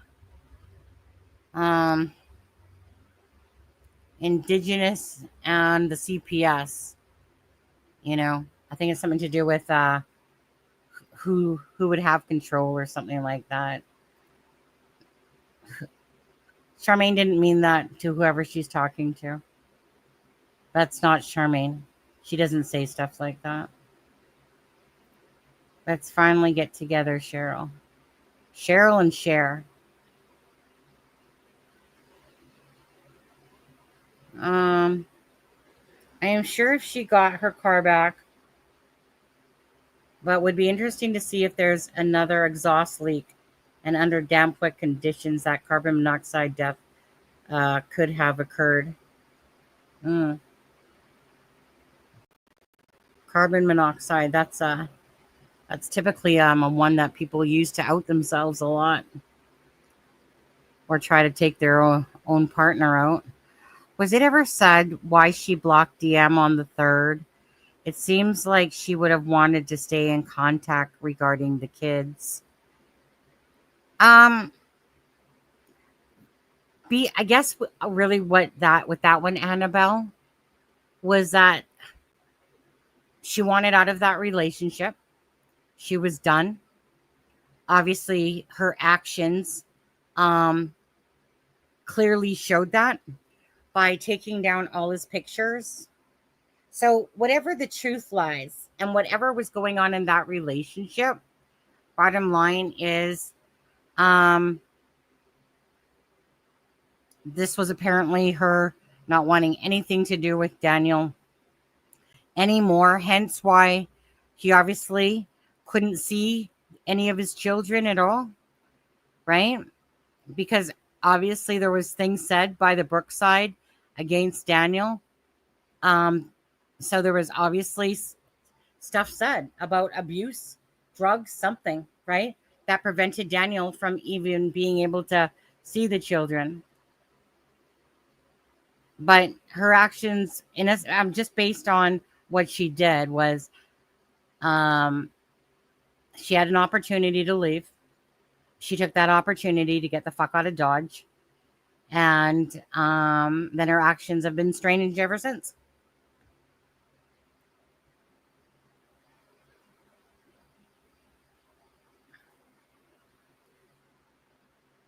Let's see here. Yeah, that's true, Doxy. When his kids came over, that's probably accurate, to be honest. Hi, Belinda. I hope and pray that the sad story is resolved sooner or later. All right, right. Sure, Charmaine. You sound like Miss Dog Lover. Yeah. Are you truly leaving this time? Okay. Love you too, I suppose. It's not tint. Still love you, though. Sunny and No More Lies. I could see Daniel and Malaya leaving the kids in the car to sleep, and perhaps accidentally death could have happened. And all 3 to 4 adults figured a plan to hide this fact. Possibly. I mean, Janie said, however, on Thursday that the kids were out playing in the yard, a lot of it, and giving them snackies and stuff, and that Jack and Lily were picking worms and something like that. But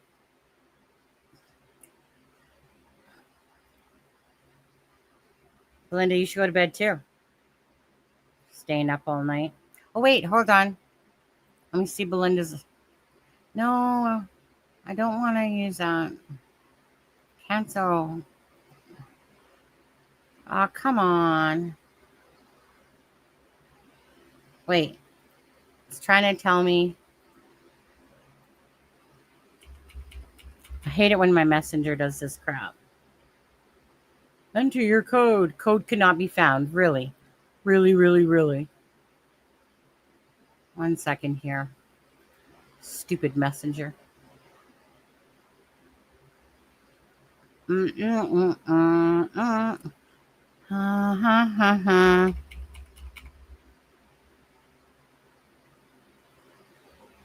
Okay.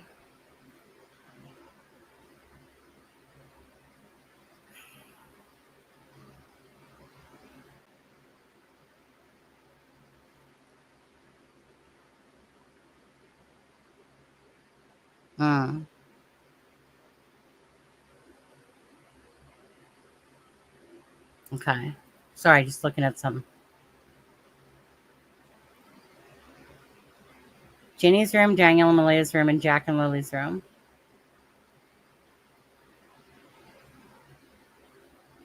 Well, Jenny has a room in her camper.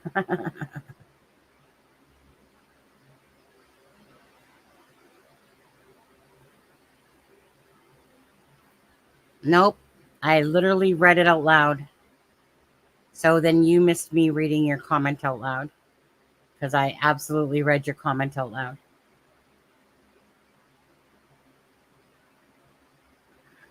Someone needs a hearing aid.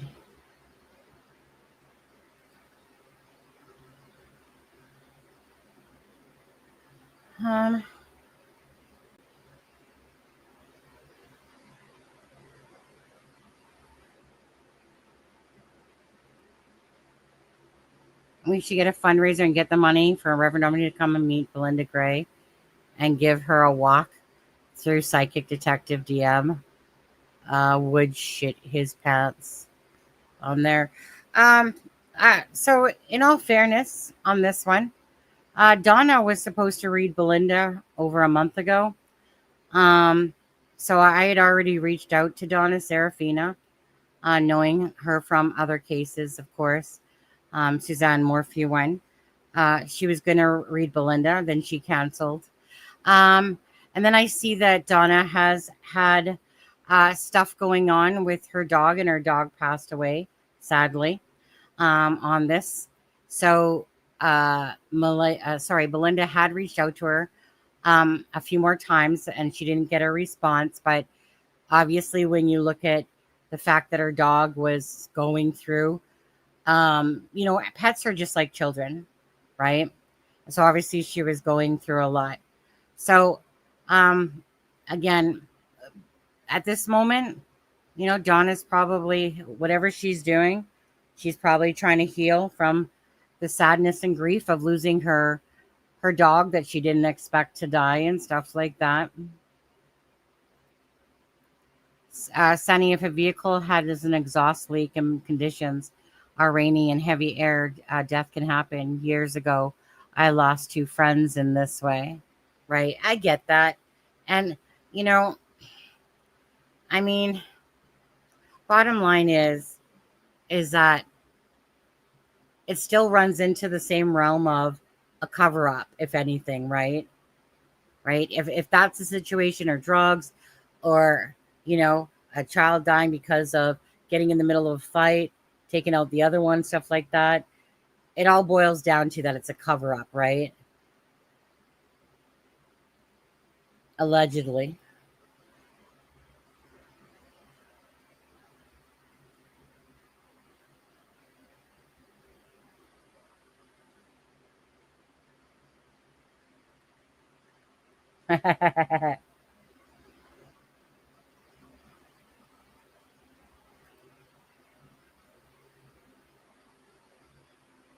Yeah, I mean, I don't know. I'm not scrolling all the way back up, but I read the comment where you talked about, in the vehicle there, the one that was above the comment, I think that you said on that. You can type it out again if you don't think I read it though. But it's not easy sitting there trying to scroll back up to find someone's comments, nor do I see all the comments. But if you want to type it back out again, I'll put it up, or copy and paste it from your original one. Uh, hey, Belinda, do you know if anyone checked out the New Brunswick for Lily and Jack? Just a thought. Well, the police obviously did, yeah. Looked into it.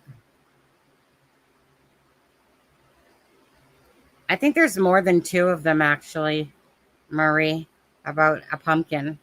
Now, don't forget that Jack was born um, on, what was it? Is it October 29th? I think his birthday is October 29th. I want to say Jack's birthday is.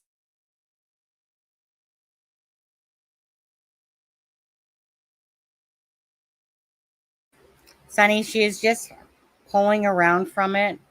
She got her new puppy yesterday. She is just starting to do normal things again, so I'm sure she will be in touch. Yeah, you know what? Honestly, you guys, one of the best cures is like when my cat died. My We called her bitch because she was Crystal. When Crystal died, because I had two cats for a long time, and I didn't think I was going to have any more. But then my husband adopted Bambi just a couple weeks prior to Chrissy dying.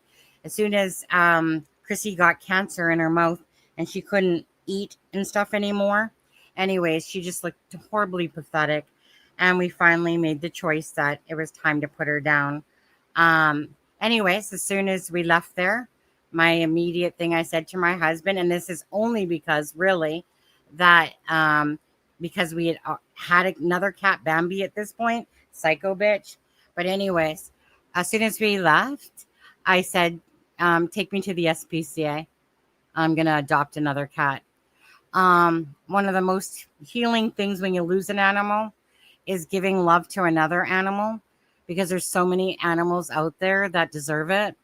And and I always know that in my personal life, that if you're an animal that enters my life, you're going to have a damn good home, and you're going to be damn right loved and cared about. So anyways, I always said if I had a daughter, I'd name her Montana, going to the SPCA. First cat I see, the name is Montana. She was 6 months old. Bambi was just, like 6 weeks old or something. But anyways, so I was like, that's my girl. Well, that girl is a traitor because she loves my husband more than she loves me. Just saying. Just saying, okay? I get the psycho bitch that loves me more. But both cats. Well, Montana is just a traitor, to be honest. But there's nothing more beautiful than giving a pet another home. So bless to Donna Serafina, because it's definitely going to help heal her heart having another animal that will get a lot of love and care. Yeah.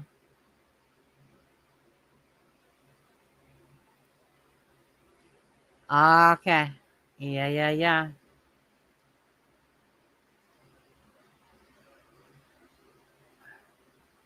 Yeah, I understood it. Also, a few times run out of my end. My apology. Yeah, no worries. Definitely understood it. Pumpkin patch. There is a pumpkin, right? Absolutely, there is. Right. There's a couple. There's okay. Um, yeah. No, she is. She honestly is a psycho bitch. Like, there's no denying it. You'd have to know Bambi to know that that cat is abnormally not human. She'll do acrobatics on a computer chair, but you'd have to know Bambi. She is a beautiful cat with white traces around her eyes, but yeah, she's what we call the psycho one. That cat, honestly, it, she doesn't do it as much anymore because her butt got fat. Because she loves to eat. So with her, you have to moderation. But yeah, you'd have to have known how this cat acts.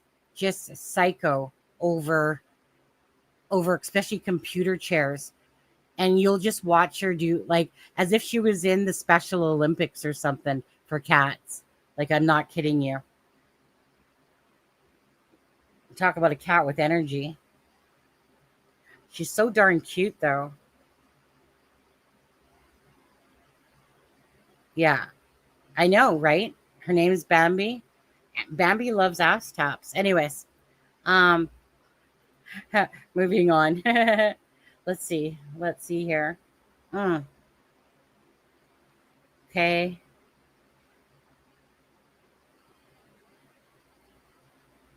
So let's see here. Malaya again recounted what happened on Thursday night before the kids went missing. She said she put Jack and Lily to bed and then went to bed with Meadow. She continued to what happened Friday morning. I guess she missed the stuff in the middle, which was the same account that she provided in previous statements. Yeah, but she still missed the stuff during the middle of the night. In addition to what was already said, she provided the following new information. She said when Daniel was looking for the kids, he opened the front door. He put a wrench on top of the door the night before, and it didn't fall down. So Daniel said that they must have gone out back, the sliding door. The door was shut, but the kids would normally leave it open if they went outside because it was too heavy. Exactly, because it was too heavy and would make noise, but they closed it anyway, right? Because the wrench didn't fall down because of the grizzly bear. So no grizzly bear tried to enter the home, obviously, because the wrench didn't fall down. Now, can I see in that dilapidated home them using whatever it takes to do something to a door? Yes. But then we have them going out the back door, this heavy or back door, sliding door. And these people want us to believe that they didn't hear shit of these kids. Like, seriously. When are kids quiet ever? Only if they're doing something that they shouldn't be doing. But they're laughing, according to Janie. They're laughing and giggling on the swing set, having just a merry old time up until they weren't. Right? up until they weren't. You don't think at all that Daniel that's not in a deep sleep in Malaya, who pretty much sounds like she slept throughout the entire night? Well, she was in and out of it, of course. They didn't hear nothing. They didn't hear no door. They didn't hear no kids giggling, playing on the swing set. Da da da da da da da da da. Yeah, okay. It's like, again, these are just their words. Malaya said Lily and Jack did not normally wander on their own. Again, you guys, I just want to reiterate, average, typically, it always has to be the most expensive thing, typically, because not always, but let's say it's the thing beneath the top grade. Boss man, did he sell his Pokemon cards? I asked Daniel about that. I think he said he gave them away. Escalade. Right. I think it's called mental illness. I hope no one in this chat has lost a loved one that way. Do you even realize how you make people feel? You weren't like this a couple months ago. So sad. Oh, here we go. Another preacher about freaking mental illness stuff. It's not about not caring, Reb fan. You understand? I can say whatever I want. So if I say that I feel like that people that take their lives are weaker, right? Well, obviously they took their lives because they couldn't cope or handle stuff. I don't need you to come in here and preach it to me either. So have a good day. Go fuck off. With those other two on that has nothing to do about somebody's mental illness. It's about somebody telling me not what I can say and what I can't say. There's a difference. So you can fuck off too. Ban and block. Don't have time for nobody else's shit today. Like, as if, right? Fucking people get on there preaching shit. I spend my time to cover the murdered and the missing. I spent all my life in hospitality and customer service, and I don't care about people, right? Besides the fact of I said something that somebody didn't like the way I said it. So that makes me not care about people.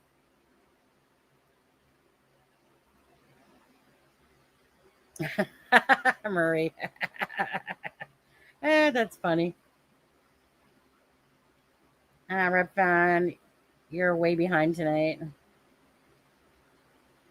I just, like I said, I want to say this again. I never, hold on. I don't like my pigtail. Hold on. Okay.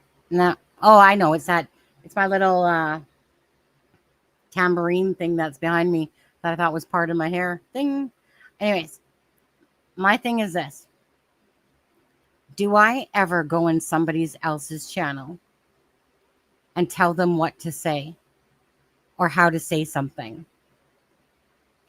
Never. What do?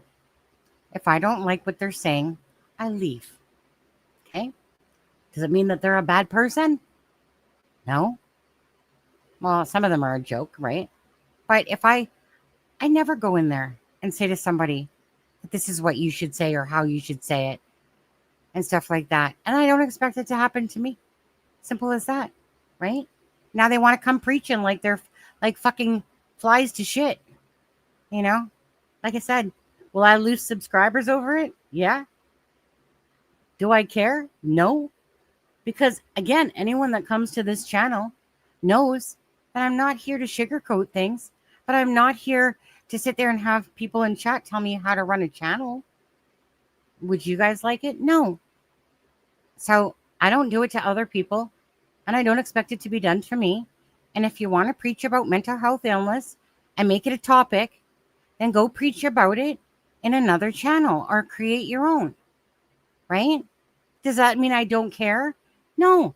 It means I don't feel like going on about a stupid fucking argument for half an hour because someone's telling me what I should say and stuff like that. But they'll twist. It's okay. It's fine. It's fair, right? If someone doesn't like what I said, so be it. Whatever. Yeah, leave Sunny alone. I feel like we should have one of these Me Too movements, right? Leave Brittany alone. We'll leave Sunny alone. Yeah. Leave Sunny alone. You know what? What are we going to do? I'm going to stay on just a little bit longer. I'm not going to, you guys, I got too much ADHD going on than to keep reading documents. I always go off track. Okay? Just know I can't stay on track. For me to stay on track, that's a whole different Sunny that I don't even know. So I'm just going to say this. I'm going to go to a channel. Let's see here. There was a channel that I was watching today. Now, actually, you know what? Let's go to him. Because I'm going to tell you how I feel about what I felt like has gone on. Okay? Now, we're going to a medium. Okay? Actually, we're going to a remote viewer. That's what we're going to do. And somebody sent me this. I don't know if she wants to be said, but Dylan sent this to me. And I thought it absolutely kind of matched. Now, granted, I get the fact that this isn't that many days old. And you know what? There's always these ones. Hold on. Let's see here. I got to check something for a second. YouTube Studio. Well, yep, I lost those 3 people that I blocked. I was at 103. Now I'm at 100. I'll probably lose a few more, like typically happens, because all these people want to freaking preach it and shit like that. I don't know about that. Like, meaning, it said something like in that about missed appointment. So she said she was going there for blood work, but did she actually miss her appointment? It's not a full moon yet. Okay. Let me go to my history here, because there's times. What the heck is all this stuff? Okay. There's times that I watch people. Oh, here's the guy right here. Okay. Part 1. Had the opportunity of seeing Where's the volume here? Where's the volume, dude? in my visions from remote Heck viewing is the the volume? situation with Jack and Lily half ago. Now, Hmm. the first thing that happened after this session was I see the lips moving, but for some reason, um,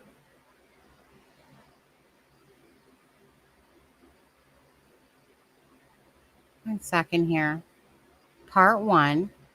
Why is it not giving me sound? hi guys, so it's Zach here, Hold on. and today I will be giving 1 second. Let me go to another one.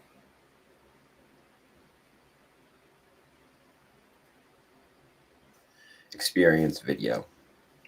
That's so strange. Part 1 isn't playing.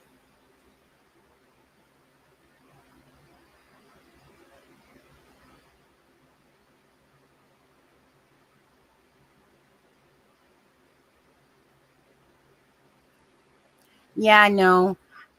Daniel basically cleared that up and said that Lily didn't even have a cough, really, right? Like, he said that he was amazed that the kids were called in on Friday. Now, that's his words. Yeah, but it's not. That's maybe.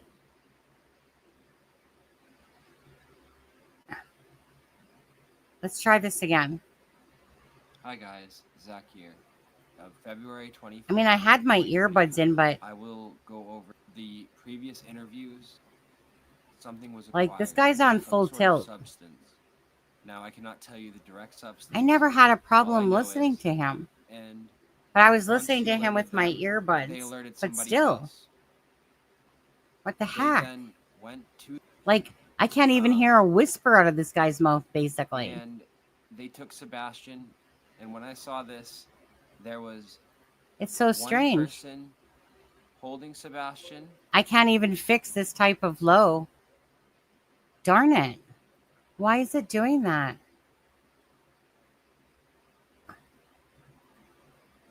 That's ridiculous. Like, You can't even hear shit.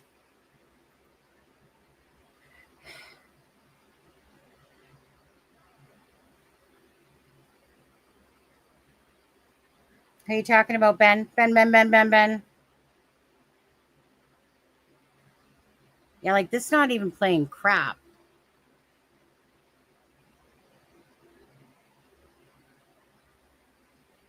Just, I don't understand that because he was perfectly fine listening to it with the earbuds, but this isn't even playing shit.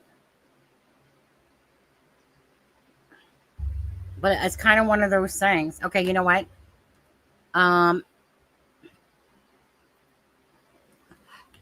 just gonna drop the person's link. Jack and Lily Sullivan case. His name is Zach Jackson. Let me see if I can just try it one more time.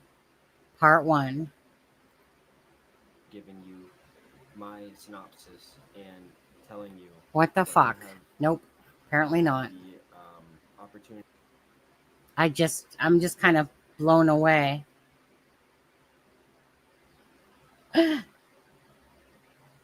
Why? No. Get back on Jack and Lily now. Stop this stuff. Get back on Jack and Lily.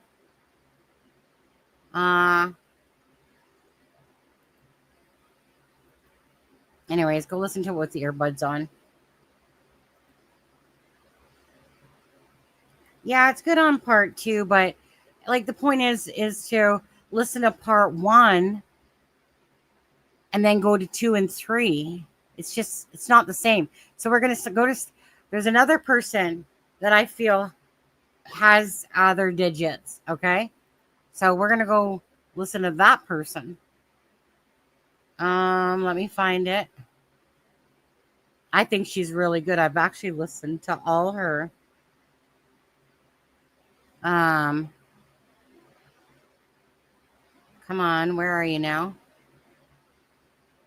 No. Come on now. Shouldn't be that far back. Right here. Hello, and welcome in. Hello. Okie dokie. This is her latest one here. And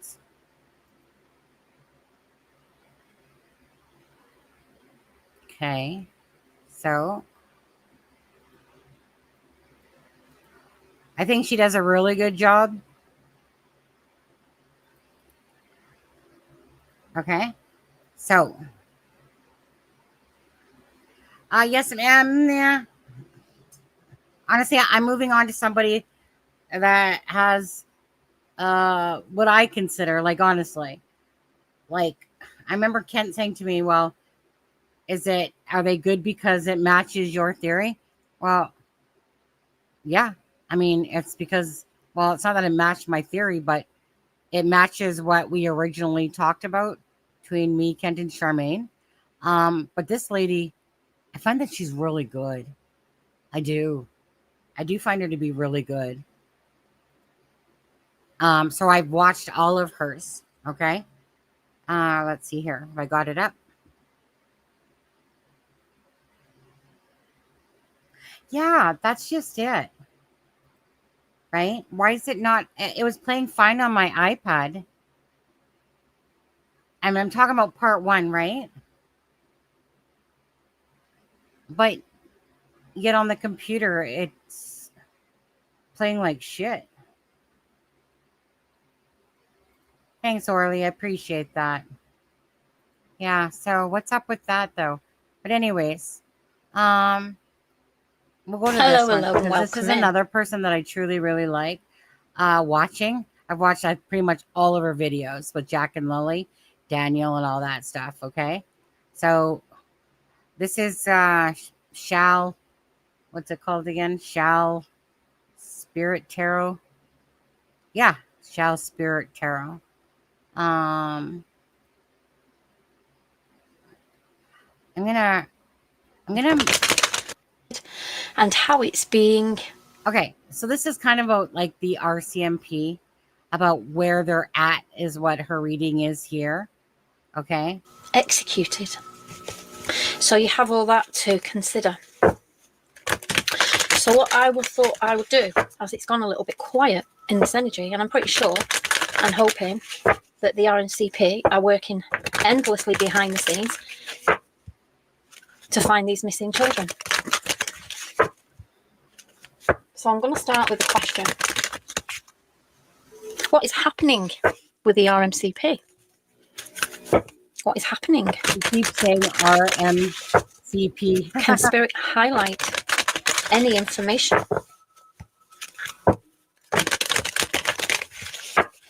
Let's open up this energy with a card from the shaman. We're looking at the RCMP to see what they're doing, see what's happening, see if we can bring some information forward. And we're starting with first breath, beginner's mind. Interesting energy. And a tidy house, clarity and organisation. What this energy is bringing me is they've put all the cards on the table, what they've got, and they've put it out there for the public to see also, so that any information that comes back from that, they can put forward in this new way of doing things. It feels like, sorry, I'm a bit slow because I'm listening to Spirit as well. It feels like they've put all the cards on the table of everything that they've got and everything that they've collated. They've shared it out with the public because they know the public will scrutinise it. And it's fair to say that there's some good scrutinisers out there, and they do bring some good ideas back. So this first breath, I feel, is it's like they are looking at this from a different perspective.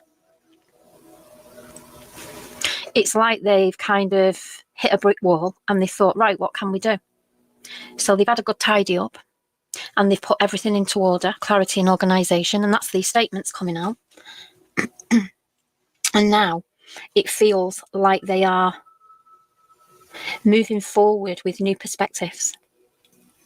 It's like they've gone right back to the beginning and now they're going through it with a fine-tooth comb in a very, very different point of view to the first one that they had, which was, or felt like, chaos. And rightly so.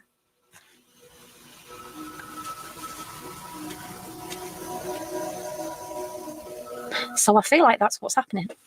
They've had a good tidy up with everything they've got, and they've put it all together and collated it, and now they're going through it all again. They're starting again with the first breath. So let's have a little delve into this energy.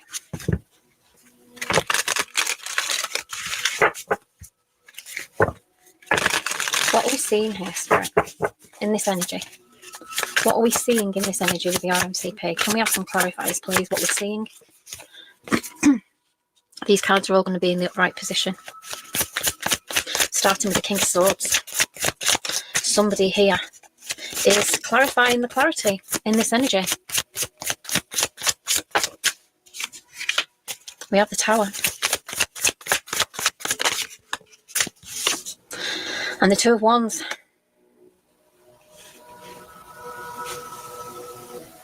It's giving me the energy that there might be a new leader in the ranks with this.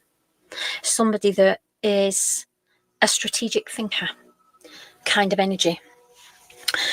And this is clarifying that energy that I was feeling about the clarity and organisation and the first breath, the beginner's mind.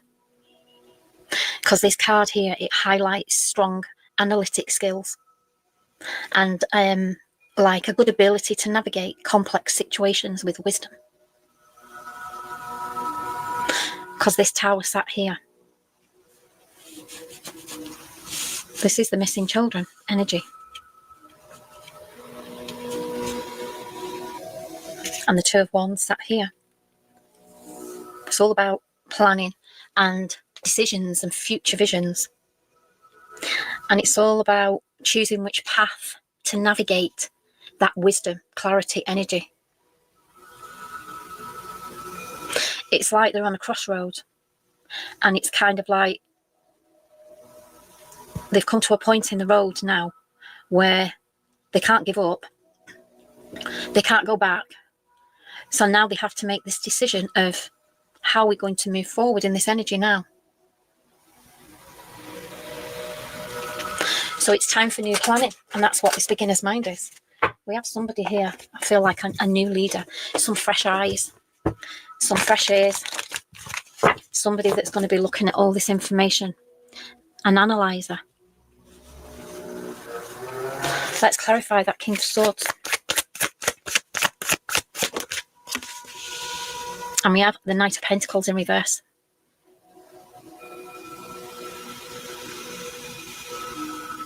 And that's showing that feeling stuck in the energy of which way should we go now.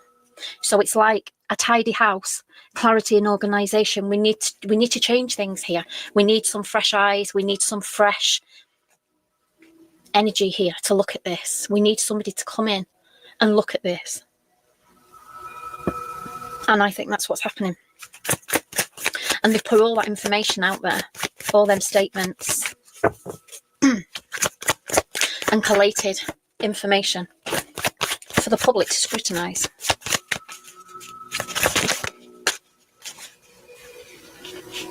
And we have the Fool in reverse set underneath this tower.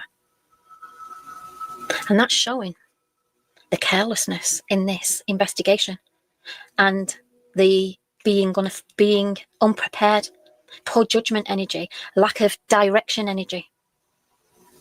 Let's clarify this Two of Wands. We have the Page of Swords in reverse. And this is that gossip energy of the public not being happy with the investigation. The scatterbrain, talk, no action investigation is how the public feel.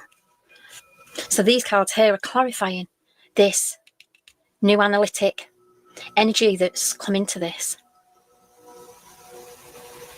It might feel like at this moment in time they're not doing anything, but the reality of it is this is a different tactic in this energy. So let's have a little look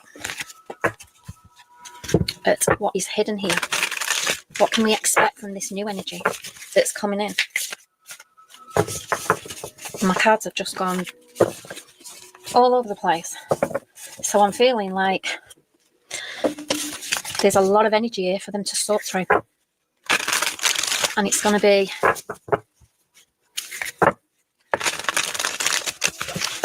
a task and a half.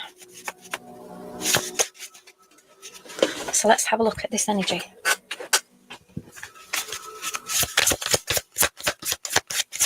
What's hidden in this energy? What can we expect in this energy?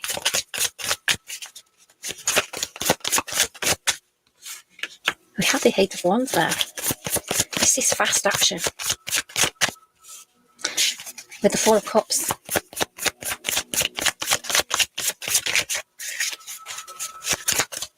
This is fast moving action. And this is because this Four of Cups here. This is because of the disappointment in the energy of not finding them.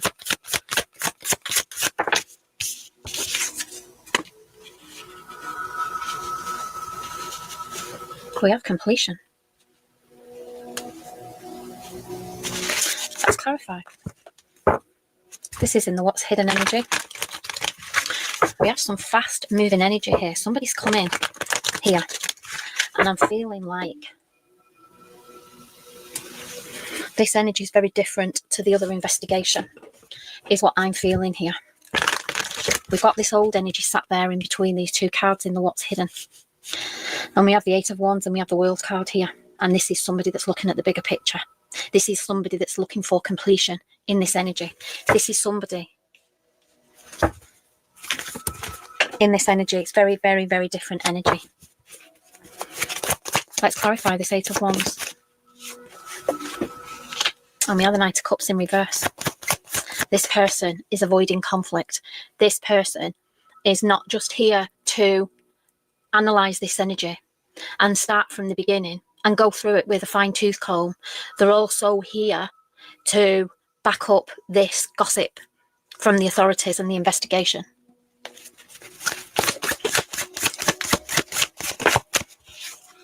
Clarifying the Four of Cups with the Nine of Swords. There's been a lot of despair in this energy with the authorities. There's been a lot of stress and anxiety in this energy.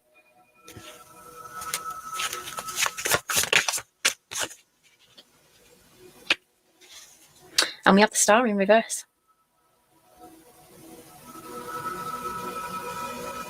And I don't like that star there like that, because it's making me feel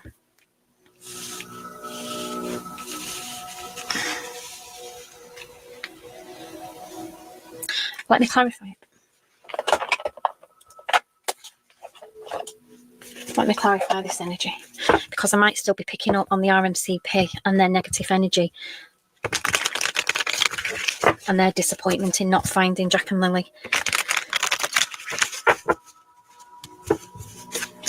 And this is why Spirit has led me to clarify that star there.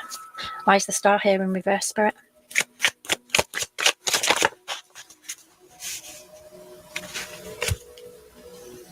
We have the drugs poison in reverse.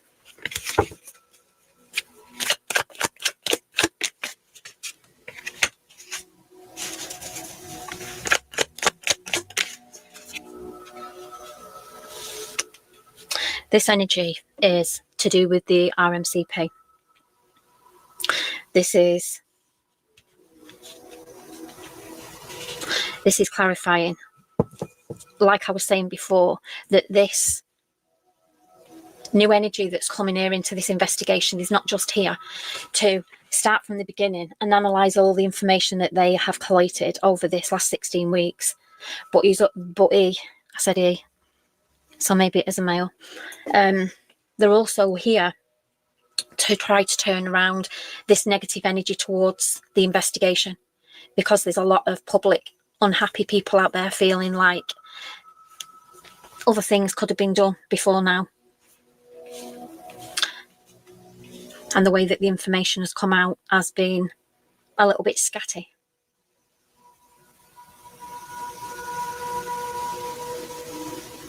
For the first few weeks or so, I felt the vibe that the stepfather, Daniel, was leading the investigation, as in not leading the authorities and telling them what to do, but leading it from a social media perspective, because we were only getting information from him and not really from anywhere else.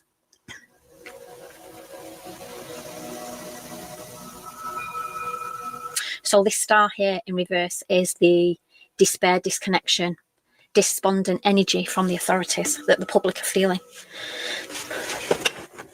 That's what this is showing me in this energy here.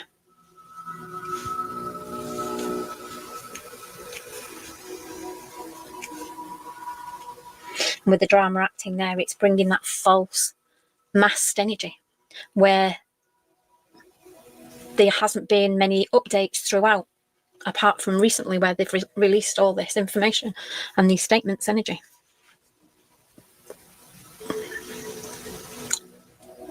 And they've done that because this poison in reverse there. They're trying to diffuse that negative energy that is leaking into the public eye about the RMCP. So that's clarifying what I said in the first cards, what we're seeing, that this is what this is about at this moment in time. I feel like there's somebody new on the block. I feel like somebody new is analysing this energy, and they're going about it in a very, very different way. Hence all that information coming out. Because a lot of the time, it's the public that solve these things with information. Scrutinising things online brings information, brings clues. So let's have a look at the outcome of this first breath, this beginner's mind, this clarity and organisation in the case. Let's look at the outcome of this energy. Wowzers, we have the Six of Wands. So this card is a very positive card. And with this card comes victory, recognition energy, confidence energy. And it's bringing me a vibe of this new person coming in with this first breath. Might just turn this around a little bit. I might make some progress. It signifies respect and success, achievement. And it's a recognition and an acknowledgement of somebody's efforts kind of energy. 2 more cards, please, in the outcome energy. You have to remain positive in this energy because, and we have the moon.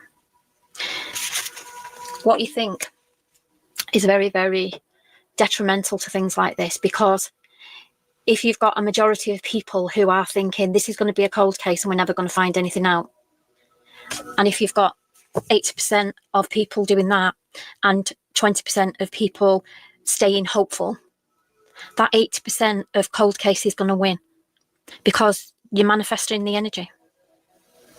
You have to stay positive and hopeful. And at this stage, I hate to say this, but the chances are with the kids is it's going to be a recovery. But nevertheless, a recovery is better than nothing. So you have to stay hopeful in this energy. Energy is very, very powerful. And manifestation like that, if you've got a large percentage of people who are invested in this, who are feeling like this is going to be a cold case, then that energy will manifest in that way. It'll move in that way. It'll shift in that way. You have to keep the energy open. This is why the moon's here.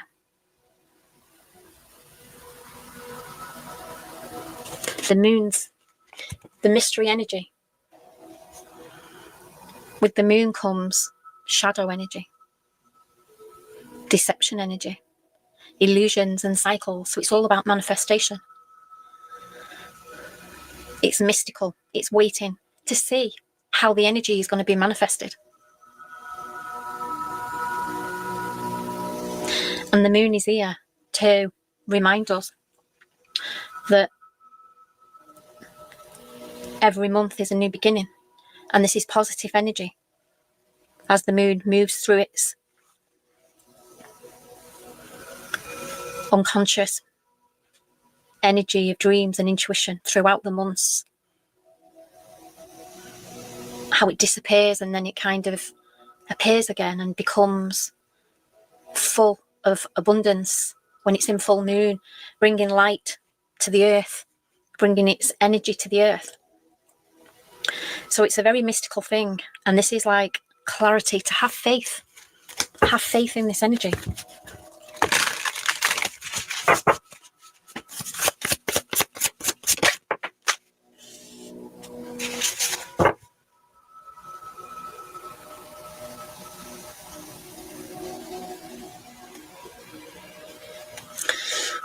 I'm just sitting with this card for a moment. And this is clarifying this energy, this manifestation. We have somebody new, I feel, in this energy that is analysing this information. And I feel very positive with this energy, like they're going to get something done.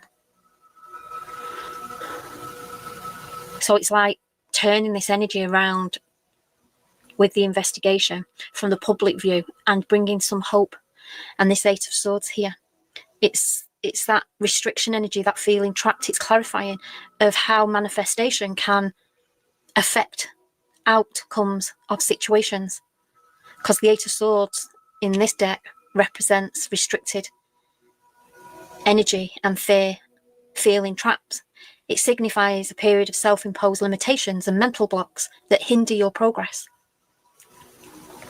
And if everybody's negative and they're putting energy out there that is negative, that can create mental blocks, and that can even create mental blocks for the investigation. It all has a knock-on effect. The card is like bringing an energy of a need to address fear or negative thoughts. So let's get some clarifiers in, because I'm feeling positive with this energy. I'm feeling, and my cards have done that thing again where they all kind of go messy, like a big hot mess. I'm feeling with this Six of Wands, with this first breath beginner's mind, and this tidy house, clarity and organisation, that something might come here from this. But it's about the public being on board as well with this and changing that energy to being positive and hopeful. Let's clarify this Six of Wands. And we have the Eight of Swords in reverse. And that's clarifying what I was just saying. The need for this new awareness and this new energy to come into this investigation is to have a release, a liberation, a positive energy behind the investigation, is what I'm feeling with this. Let's clarify the moon. And we have the Eight of Pentacles, and this is this new energy, who is mastering this energy with focus and dedication and hard work. I feel like we've got somebody new here, somebody that's very committed, somebody that is meticulous, somebody that's thorough. Clarify this Eight of Swords, please. And we have the Knight of Swords in reverse.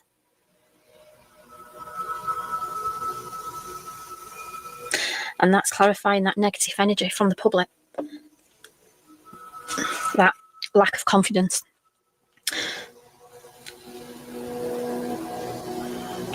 It's unfocused energy. And that brings in unfocused energy into the investigation. So it's about manifestation. It's about staying positive with this and staying hopeful that there will be a resolve one way or another, and that these children will be found one way or another. So I'm going to finish this read now with a missing variable, and hoping that this energy read brings some positive energy into this investigation that will lead it onto a path of success and completion in this energy of finding a resolve. And we have here the Ace of Diamonds, new beginnings. Breaking the case, a crucial lead that shatters the silence. Number 2.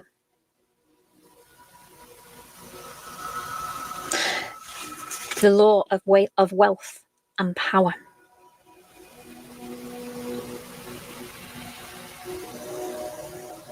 And that word law, spelled L-U-R-E, law, however you want to pronounce it.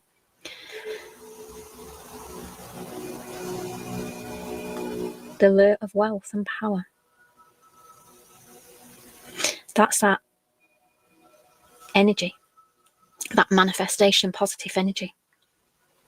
Breaking the case, a crucial lead that shatters the silence. I feel like we're going to have a little breakthrough here in this energy.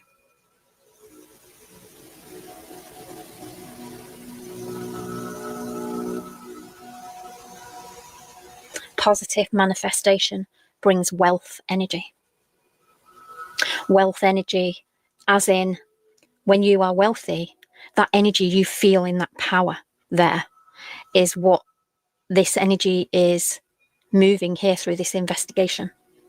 And that manifestation of staying positive is what's going to align this energy and bring in the wealth and power into the investigation. And the lure is the manifestation, the staying positive, that there will be a result here and there will be a find one way or another in this energy.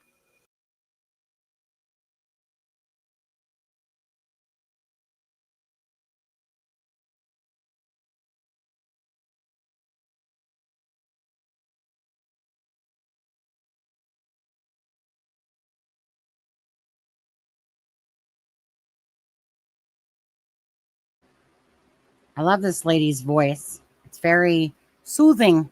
Oh, I look like a hot mess, don't I? It's kind of hot. Okay. I'm not muted. No, I was muted because I was getting her link. Yeah, I honestly recommend Explore Core. Yeah, it is. I would have played another one. Um, no, she doesn't look like her voice, does she? A little bit on there, but she does have a very soothing voice. But honestly, personally, I really think that this lady is really good at what she does. To be honest with you, I've listened to all of them. Um, and again, if I'm not interested in somebody because they're just talking out of their ass and stuff like that, I do enjoy her voice and even enjoy the music behind it. But this one here, I think she's very much in touch with what she talks about, to be honest with you. Um, it's just my own personal gut feeling. When I've listened to the reads that she's done, I just find like that I don't know, I just feel like she's spot on. But the one I truly wanted you to listen to, besides I love listening to her, was that other one. But for some reason, let me, one second.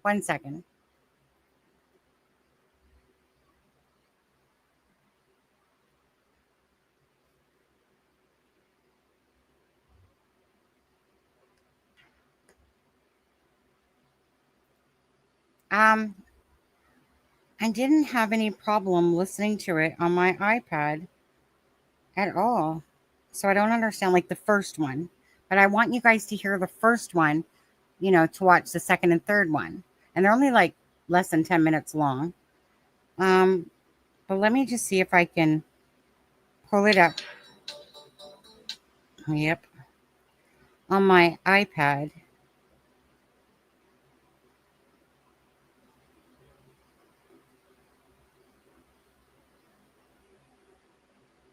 Okay, let's see.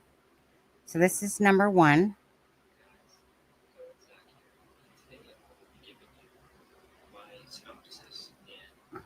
Oh, see, unfortunately, you guys are just going to have to listen to one with your earbuds because I'm on full volume.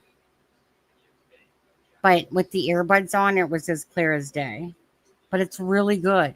I want you guys, like, so personally, um, a lot of, okay, remember what Darren said about an argument and stuff like that, okay? So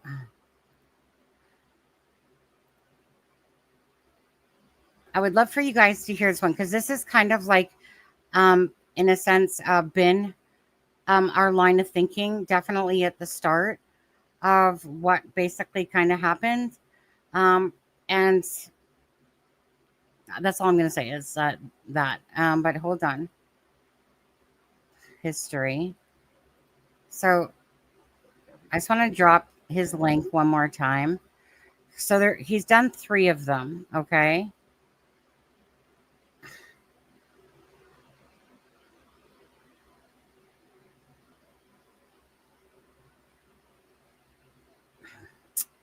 Do I play it?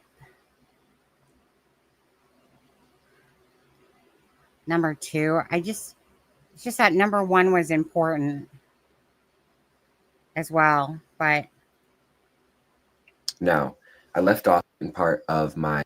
okay. So fine. I'll play this.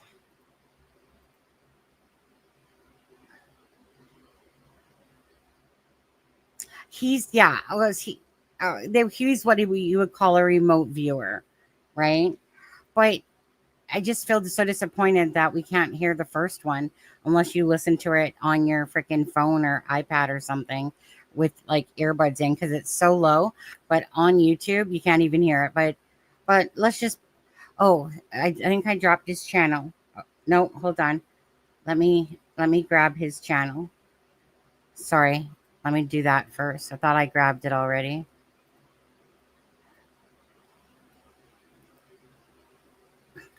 I really like it when people come across.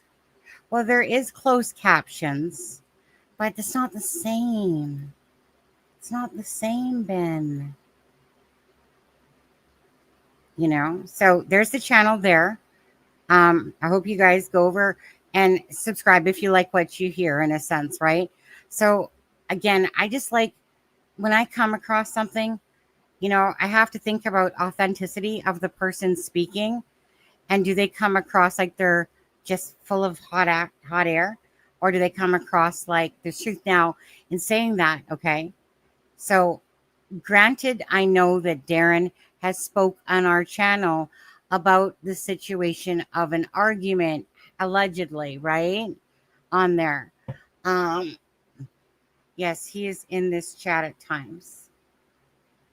Who, Zach Jackson?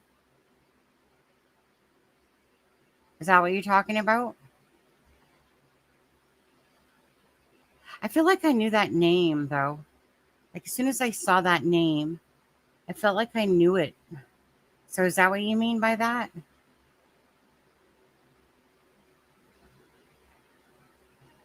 Okay. Anyway, let me just play number 2.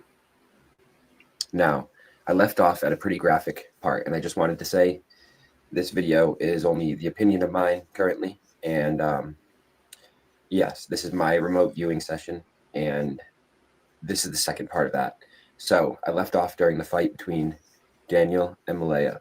Now, I believe during that fight, a picture that either Jack or Lily drew was ripped off the wall, and it was ripped off the wall by Daniel. And that was during what he said when I ended the previous video. He also ripped the picture off the wall, and I think this was overlooked by law enforcement. Now, during the second part of this, I had also seen that Daniel was frantically checking his phone. Now, I don't know if this was the phone that was confiscated or not, but he was frantically checking his phone, and during this, somebody did arrive, and I feel they did drop off a substance. That is something that was prominent in the second part of my remote viewing session as well. Also, I think drinking was also involved during this manic episode that was being had by Daniel, and I'm not sure which one of them, whether it was Daniel or Malaya, was the one that was drinking, but I do think alcohol was involved as well. So we have a case here of extreme neglect and abuse. We have a case of drugs also being involved, and I have to get used to saying that and not saying that, you know what I mean? But yes, that is also a big part of the second part of my remote viewing session. And as I go through what I'm looking at here, I also think that now graphic warning right here, but I think that one of the children saw the other, and that is why the second child ultimately paid the price of the first. And I think that the first child feels really bad for that. But yeah, I don't want to get too much into that, but I think that the piercing scream that I had heard in the first part of the video that I talked about came from Lily seeing what had happened to Jack. I'll say it like that. I believe that I can narrow a time down that this even happened. I believe that this happened between 11 p.m., the night previous of it being reported, 11 p.m. and 2 a.m. And then I believe that the cleanup of everything happened between 2 a.m. and 6 a.m. the morning of. That was the main part of everything, was what I just explained there. That was the main part of part 2 of the remote viewing session. And ultimately, I've come to the conclusion here that I do think a psychosis was involved due to no sleep. I do think anger and rage was involved. I think those were the main factors. And I think previously, prior to this, extreme abuse had been going on to mainly Jack.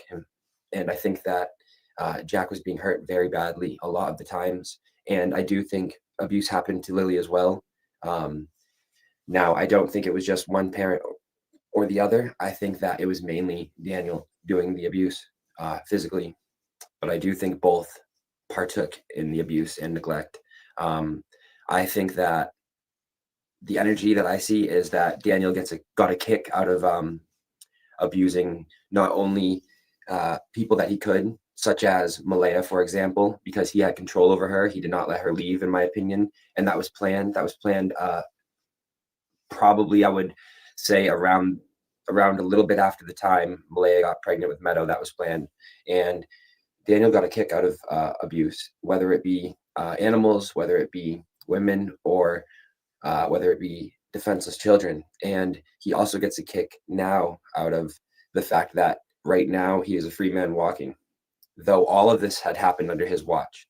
And even if, let's say, with the 1 in a million % chance that 1 in a million chance that Daniel had no guilty knowledge and has none of this and didn't do anything, the 1 in a million chance, let's say, he still got a kick out of this, and he still did partake in former abuse and neglect, and he also did abuse Malaya, in my opinion. So I think that a fight led up to this, but I think that it had been boiling for a long time. I think that before whatever exactly happened to Jack and Lily happened, I think that Malaya was thinking about leaving. That is the energy that I read, and ultimately, that is basically what I think happened to Jack and Lily Sullivan. Now, that is just my opinion at this time. Nothing in this video I can say at this time is fact, but I will say that that is what I believe at this time. And until I see different knowledge of something that can sway me otherwise, that is what I'm going to stick to.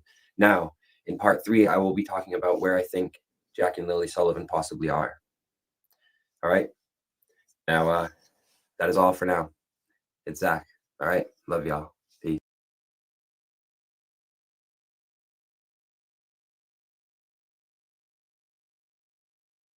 This is part 3 to my remote viewing session on Jack and Lily Sullivan. So tonight I will be discussing with you what I saw during my visions, what I think about them now, and what I've learned to discern from them. So, on this remote viewing session, I had a strong energy, and the person I picked up on wasn't the person I was expecting. But sometimes in these sessions, just like in life, the least thing you expect happens. Now, when I was picking up the energy of this person, it was overwhelming and overbearing. I'm talking about Daniel. Now, when I went into this session, I expected to pick up on other energies. But the main energy I picked up on was Daniel. But there was also another person in this session, and that person was Malaya. Now, I believe after this session that these two are in this, and they are going to stay in this. It will not be these two that turn on one another, that turn themselves in, or that bring resolution to this case. I believe it will be somebody close to Malaya. I am not sure at this time who, but I believe it will be somebody close to Malaya. When I did my previous remote viewing session, I was picking up on an energy that was Malaya, and I thought eventually she would be the one to turn herself in. But after this session, I believe that it will be somebody closer to Malaya, and it will be somebody that she divulges info to that eventually tells the RCMP, or somebody close, and they tell the RCMP. Now, back to the session. I believe that Daniel and Malaya are in tandem. They're like this. They're almost like that vortex you see. They're in tandem in this case. And that is the energy I picked up on. I believe that in the beginning, Daniel was the cleanup man, per se. And it's very hard to say this because we are talking about two missing children that have just vanished off into the ether. But I must get through this, and I will tell you that Daniel was the cleanup man. And I believe that Malaya went with this at first. Now, I have a strong feeling that for some reason, one of these occurrences took place in the bathroom and the other was the bedroom. Now, sometimes my remote viewing session tells me things that I don't necessarily want to see, but I do anyways. And in this session, I was seeing that There was a leader and a follower. In this case, the leader was Daniel, the follower was Malaya. Now, I cannot tell you for certainty which one of the two were the ones that, in my opinion, unalived Jack and Lily Sullivan. But I can tell you through discernment, through remote viewing sessions, and through what I believe after going over them to be true, in my opinion, that it was one of the two. And by that, I mean Daniel or Malaya. Now, the reason that they split up was because of regret, was because of somebody named that I will name in a future video. Sorry, I'm getting myself flustered here, but one of the people will not talk. And that is because one of them is the one that did it, and the other person helped along the way. Now, let's get into the discussion part. Do you think that Malaya could possibly, throughout that night, because we all think that it happened at nighttime into the wee hours of the morning, is there any way Malaya could have done that, cleaned everything up, got rid of them, left no trace by herself? There is, in my opinion, there is no way that is possible. So through what I have seen in my sessions, and through what I've noted on this case, through statement analysis, through my own research, I believe that one of them had to have done it and the other person followed. And if in that order it was Daniel the person to do it, and then Malaya followed and helped clean up, or if Malaya did it and then Daniel helped clean up, I am starting to lean towards the second part, where Malaya might have done it and then Daniel was the person to clean up. Now, I can't tell you exactly how Daniel passed the polygraph, but I can give you some insight. Now, a person like Daniel, who in my opinion is a narcissistic, compulsive liar, who is a master manipulator, who lies about everything, he can possibly pass a lie detector test, especially if he studied the methods, especially if he's been a liar all his life. We know that lie detectors and polygraphs around the globe are not deemed successful to those types of people. Now, Malaya, on the other hand, she could be the exact same way, and it could just come off differently. And I believe that is the truth. That is why these people, Daniel and Malaya, were in a relationship. They were in a toxic relationship. And sometimes toxicity melts into another system. And that system was Malaya finding herself with Daniel. And one toxic person to the other, and then they met and mixed. And what we have here is a very bad outcome. Now, in this remote viewing session, I was shown clearly that one event occurred in the bathroom and one occurred in the bedroom. And I saw in my vision that one child saw it and let out a belting scream, and Daniel let out one louder. And I know this is all a lot to take in. I will say this is only my opinion at this time. Nothing that I state here is the truth at this time. So take what you will. And these are my remote viewing sessions that I believe and that I will tell you. And I am never going to share with you something that I wouldn't tell somebody else, that I wouldn't post in a comment, that I wouldn't let people know. So this is my truth for my remote viewing sessions. And I will get into in my next video where I think Jack and Lily Sullivan are.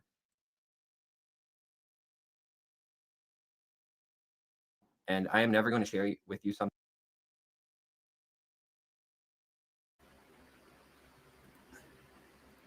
One sec there.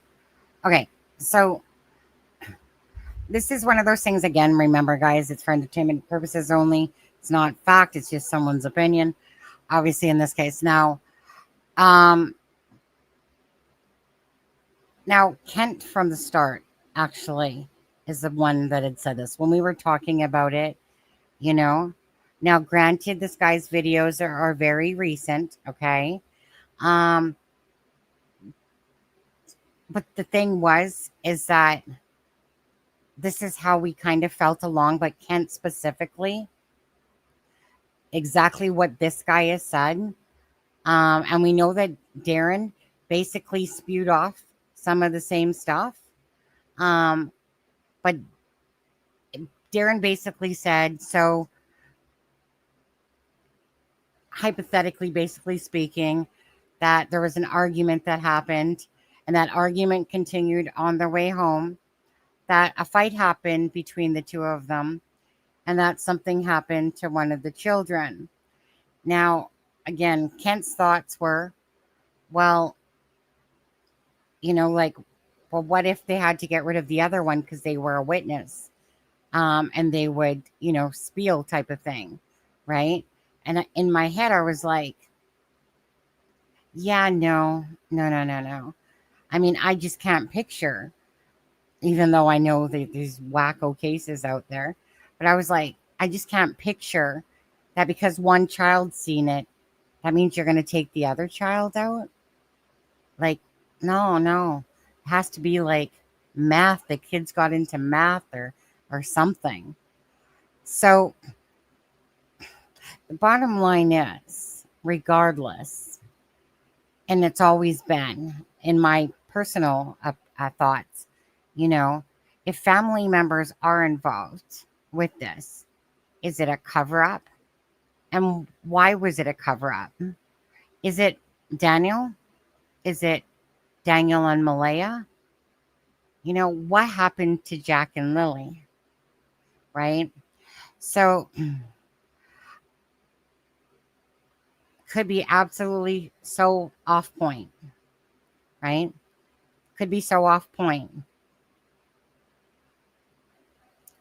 In my heart of hearts, I feel like myself that there's a cover up going on myself.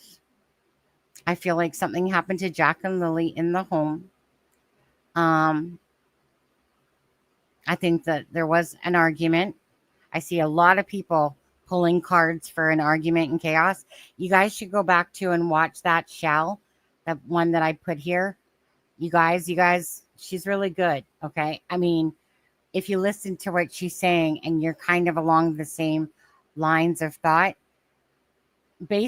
so I'm just going to say this for myself personally, based upon all the information, I truly still feel in my heart that the people that were supposed to protect them are, in my opinion, the people that possibly, will say, had something to do with the disappearance of Jack and Lily.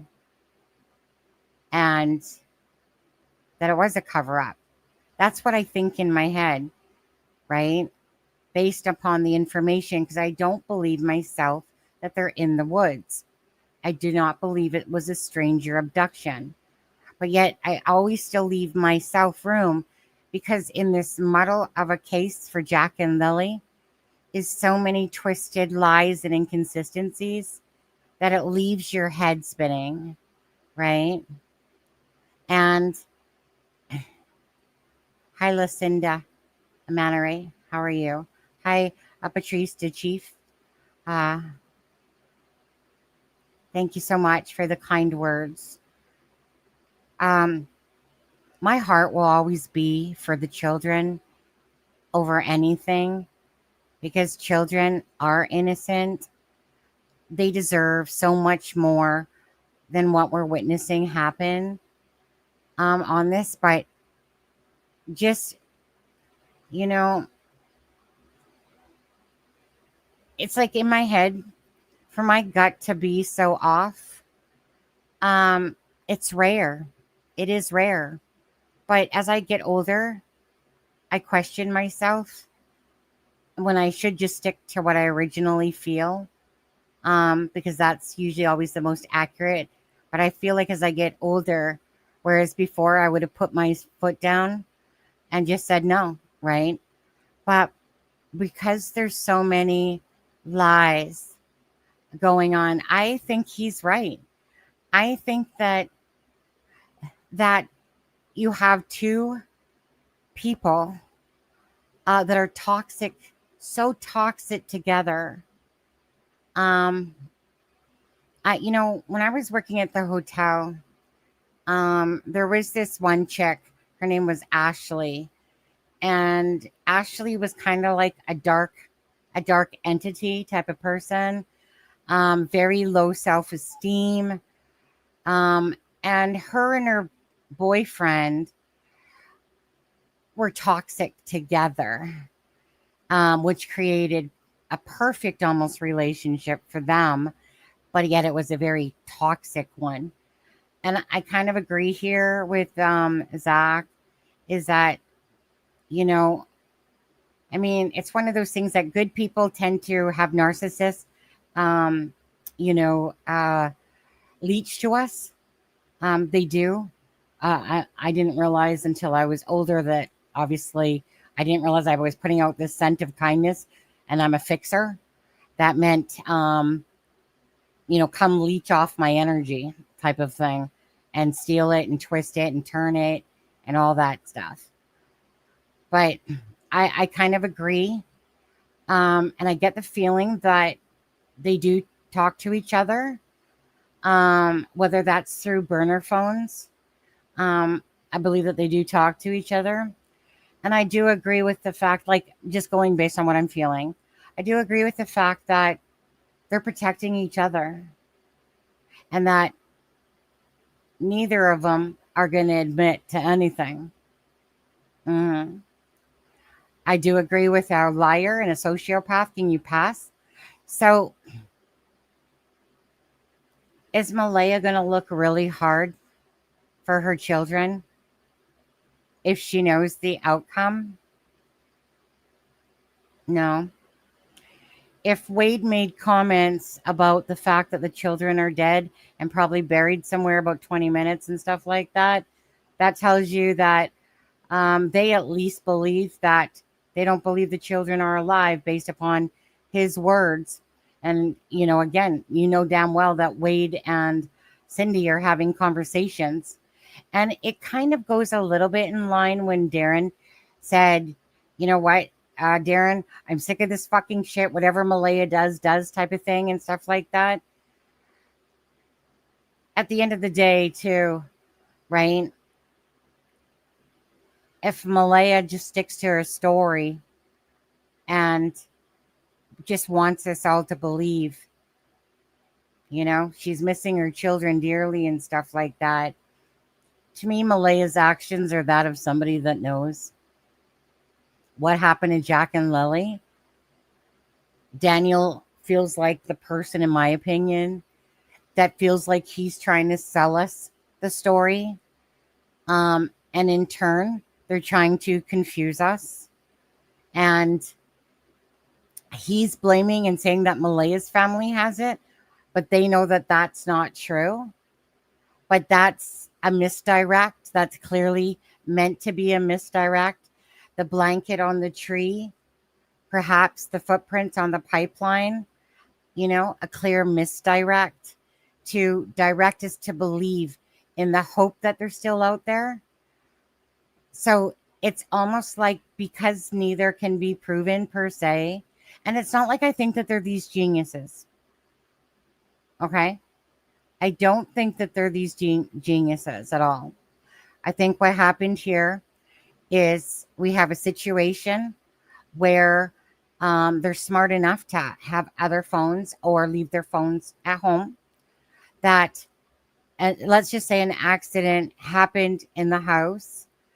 I don't think it's truly hard to get away with hiding two children somewhere. I don't. Because you're in a remote area. If there's barely any GPS tracking, it's a matter of what vehicle perhaps could have been used, right? If so, do I think that they're geniuses? No.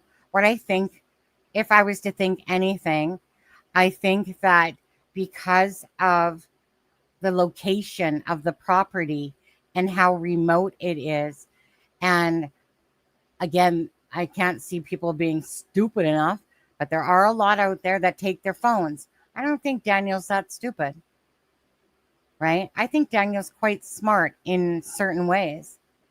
But I see this as Daniel and Janie trying to make us believe that the children are hitting, which is a misdirect to truly what happened. And basically it's like, let's just fuck with your brains. You know, let's just fuck with your brains and twist things and make things seem what they're not. And when you look at the amount when you truly look at the amount of suck ass kissing that Daniel is trying to do, and now his mom, I think that Daniel is street smart. I mean, Daniel clearly told me in those messages that you guys saw that he left his phone on the end table. Remember how he barely uses it? Well, again, Daniel had burner phones. Okay? So he's not stupid. Daniel does math, right? All you have to do is listen to Malaya, right? Listen to Haley. But Malaya's the one that said it herself to me. What kind of fucked up relationship did they have going on? A very toxic one, obviously. And then when the children, with something that happened to the children, yeah, Malaya beelined out of there. You know, perhaps it was a fucking game, right? You know, she beelines out of there and freaking takes away, you know, or bottom line is she left his ass because she's now in a position where she's like, her life is fucked.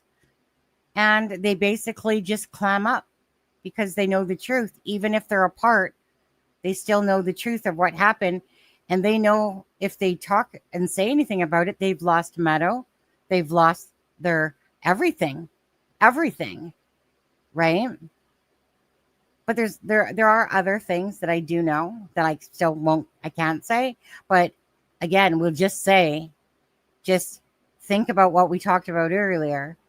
Someone that's claiming that they're full of pain and sorrow, or somebody that can't even say their children's name in an interview, let alone, you know. So when that Justin guy was in here earlier, you know, have a cup of ghost stupidity on that, okay? Like, are you on Malaya's side or are you on the side of Jack and Lily?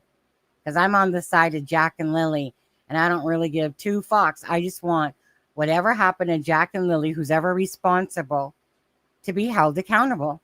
So that peace, regardless of if they're alive or dead, can come back to Jack and Lily because they deserve it, right?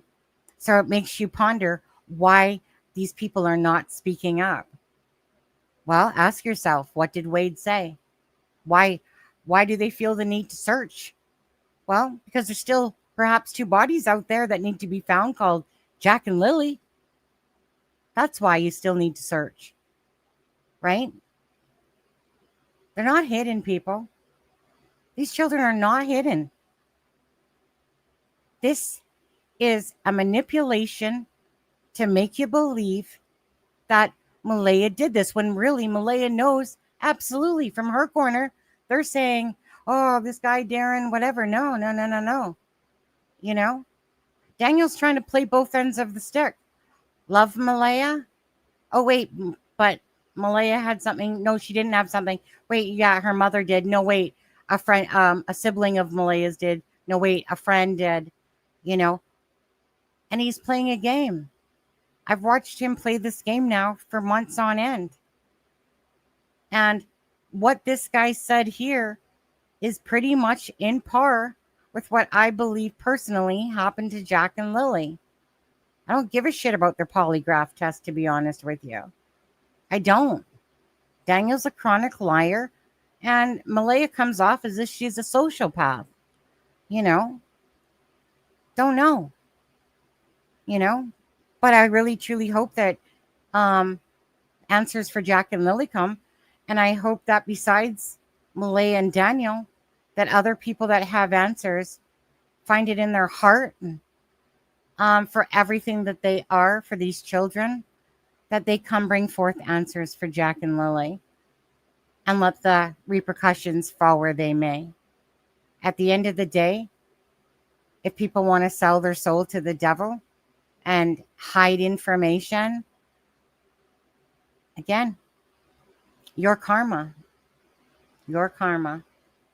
Somebody has Jack and Lily and took Jack and Lily, and they just bullshitted about their timeline in the morning, and somebody took Jack and Lily, which I find highly unlikely. Right, Janie? You know, then like Janie said, drop them off where you pick them up. We don't got no cameras. Well, now you do. Anyways.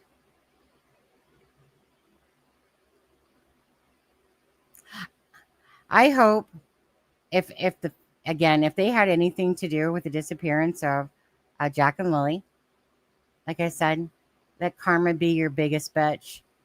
Let your guilt eat at you every single day, right? Because these people are the ones that will have the visuals here and have to live with it in their mind, knowing the truth, if that's the truth, right? So no matter what, at the end of the day, anyone that does anything to children or adults and takes the life of others, I want them to live with it up here in their head every day as a visual. You know, I want them to have the worst nightmares they could possibly have. I have no remorse for people that take other people's lives, if in fact they had anything to do with it. But I'm talking about any case in general. I don't have no remorse. I don't want them to hang themselves in jail. No, I want you to suffer every day that you're alive. You know, I don't want you to take the easy way out or what might be deemed as the easy way out. No, I want you to pay the piper, right? Some people, oh yeah, that would be freaking sociopaths. Obviously, you know, serial, KILLER, stuff like that. I think Daniel enjoys this cat and mouse game that he's playing. I think he absolutely enjoys it. Even this dude here. Who here? Is there anyone here out of the 160 people watching, just to ask you, and then we got to get going? Is there anyone here that thinks that Daniel isn't a narcissist at all? Is there like one person here, anyone that just doesn't think that Daniel's a narcissist? So one, if you don't think he's a narcissist. Is there anybody at all? Because I'm going to believe then that the rest of you all think that he's a narcissist.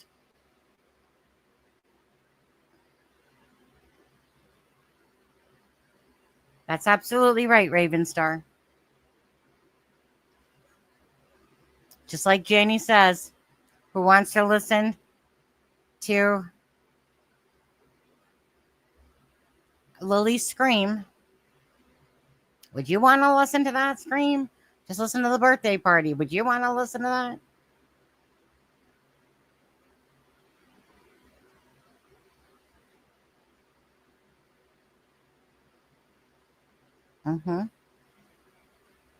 I think that he was correct on that, Shannon, myself. I think based upon the information I have, and I think kind of what Belinda said, I think that the Malaya she thought she knew is not the Malaya. I keep getting a very selfish, self-absorbed energy with Malaya. But kind of like what this guy said, Zach, right? Just because they could be a sociopath and just not showing it.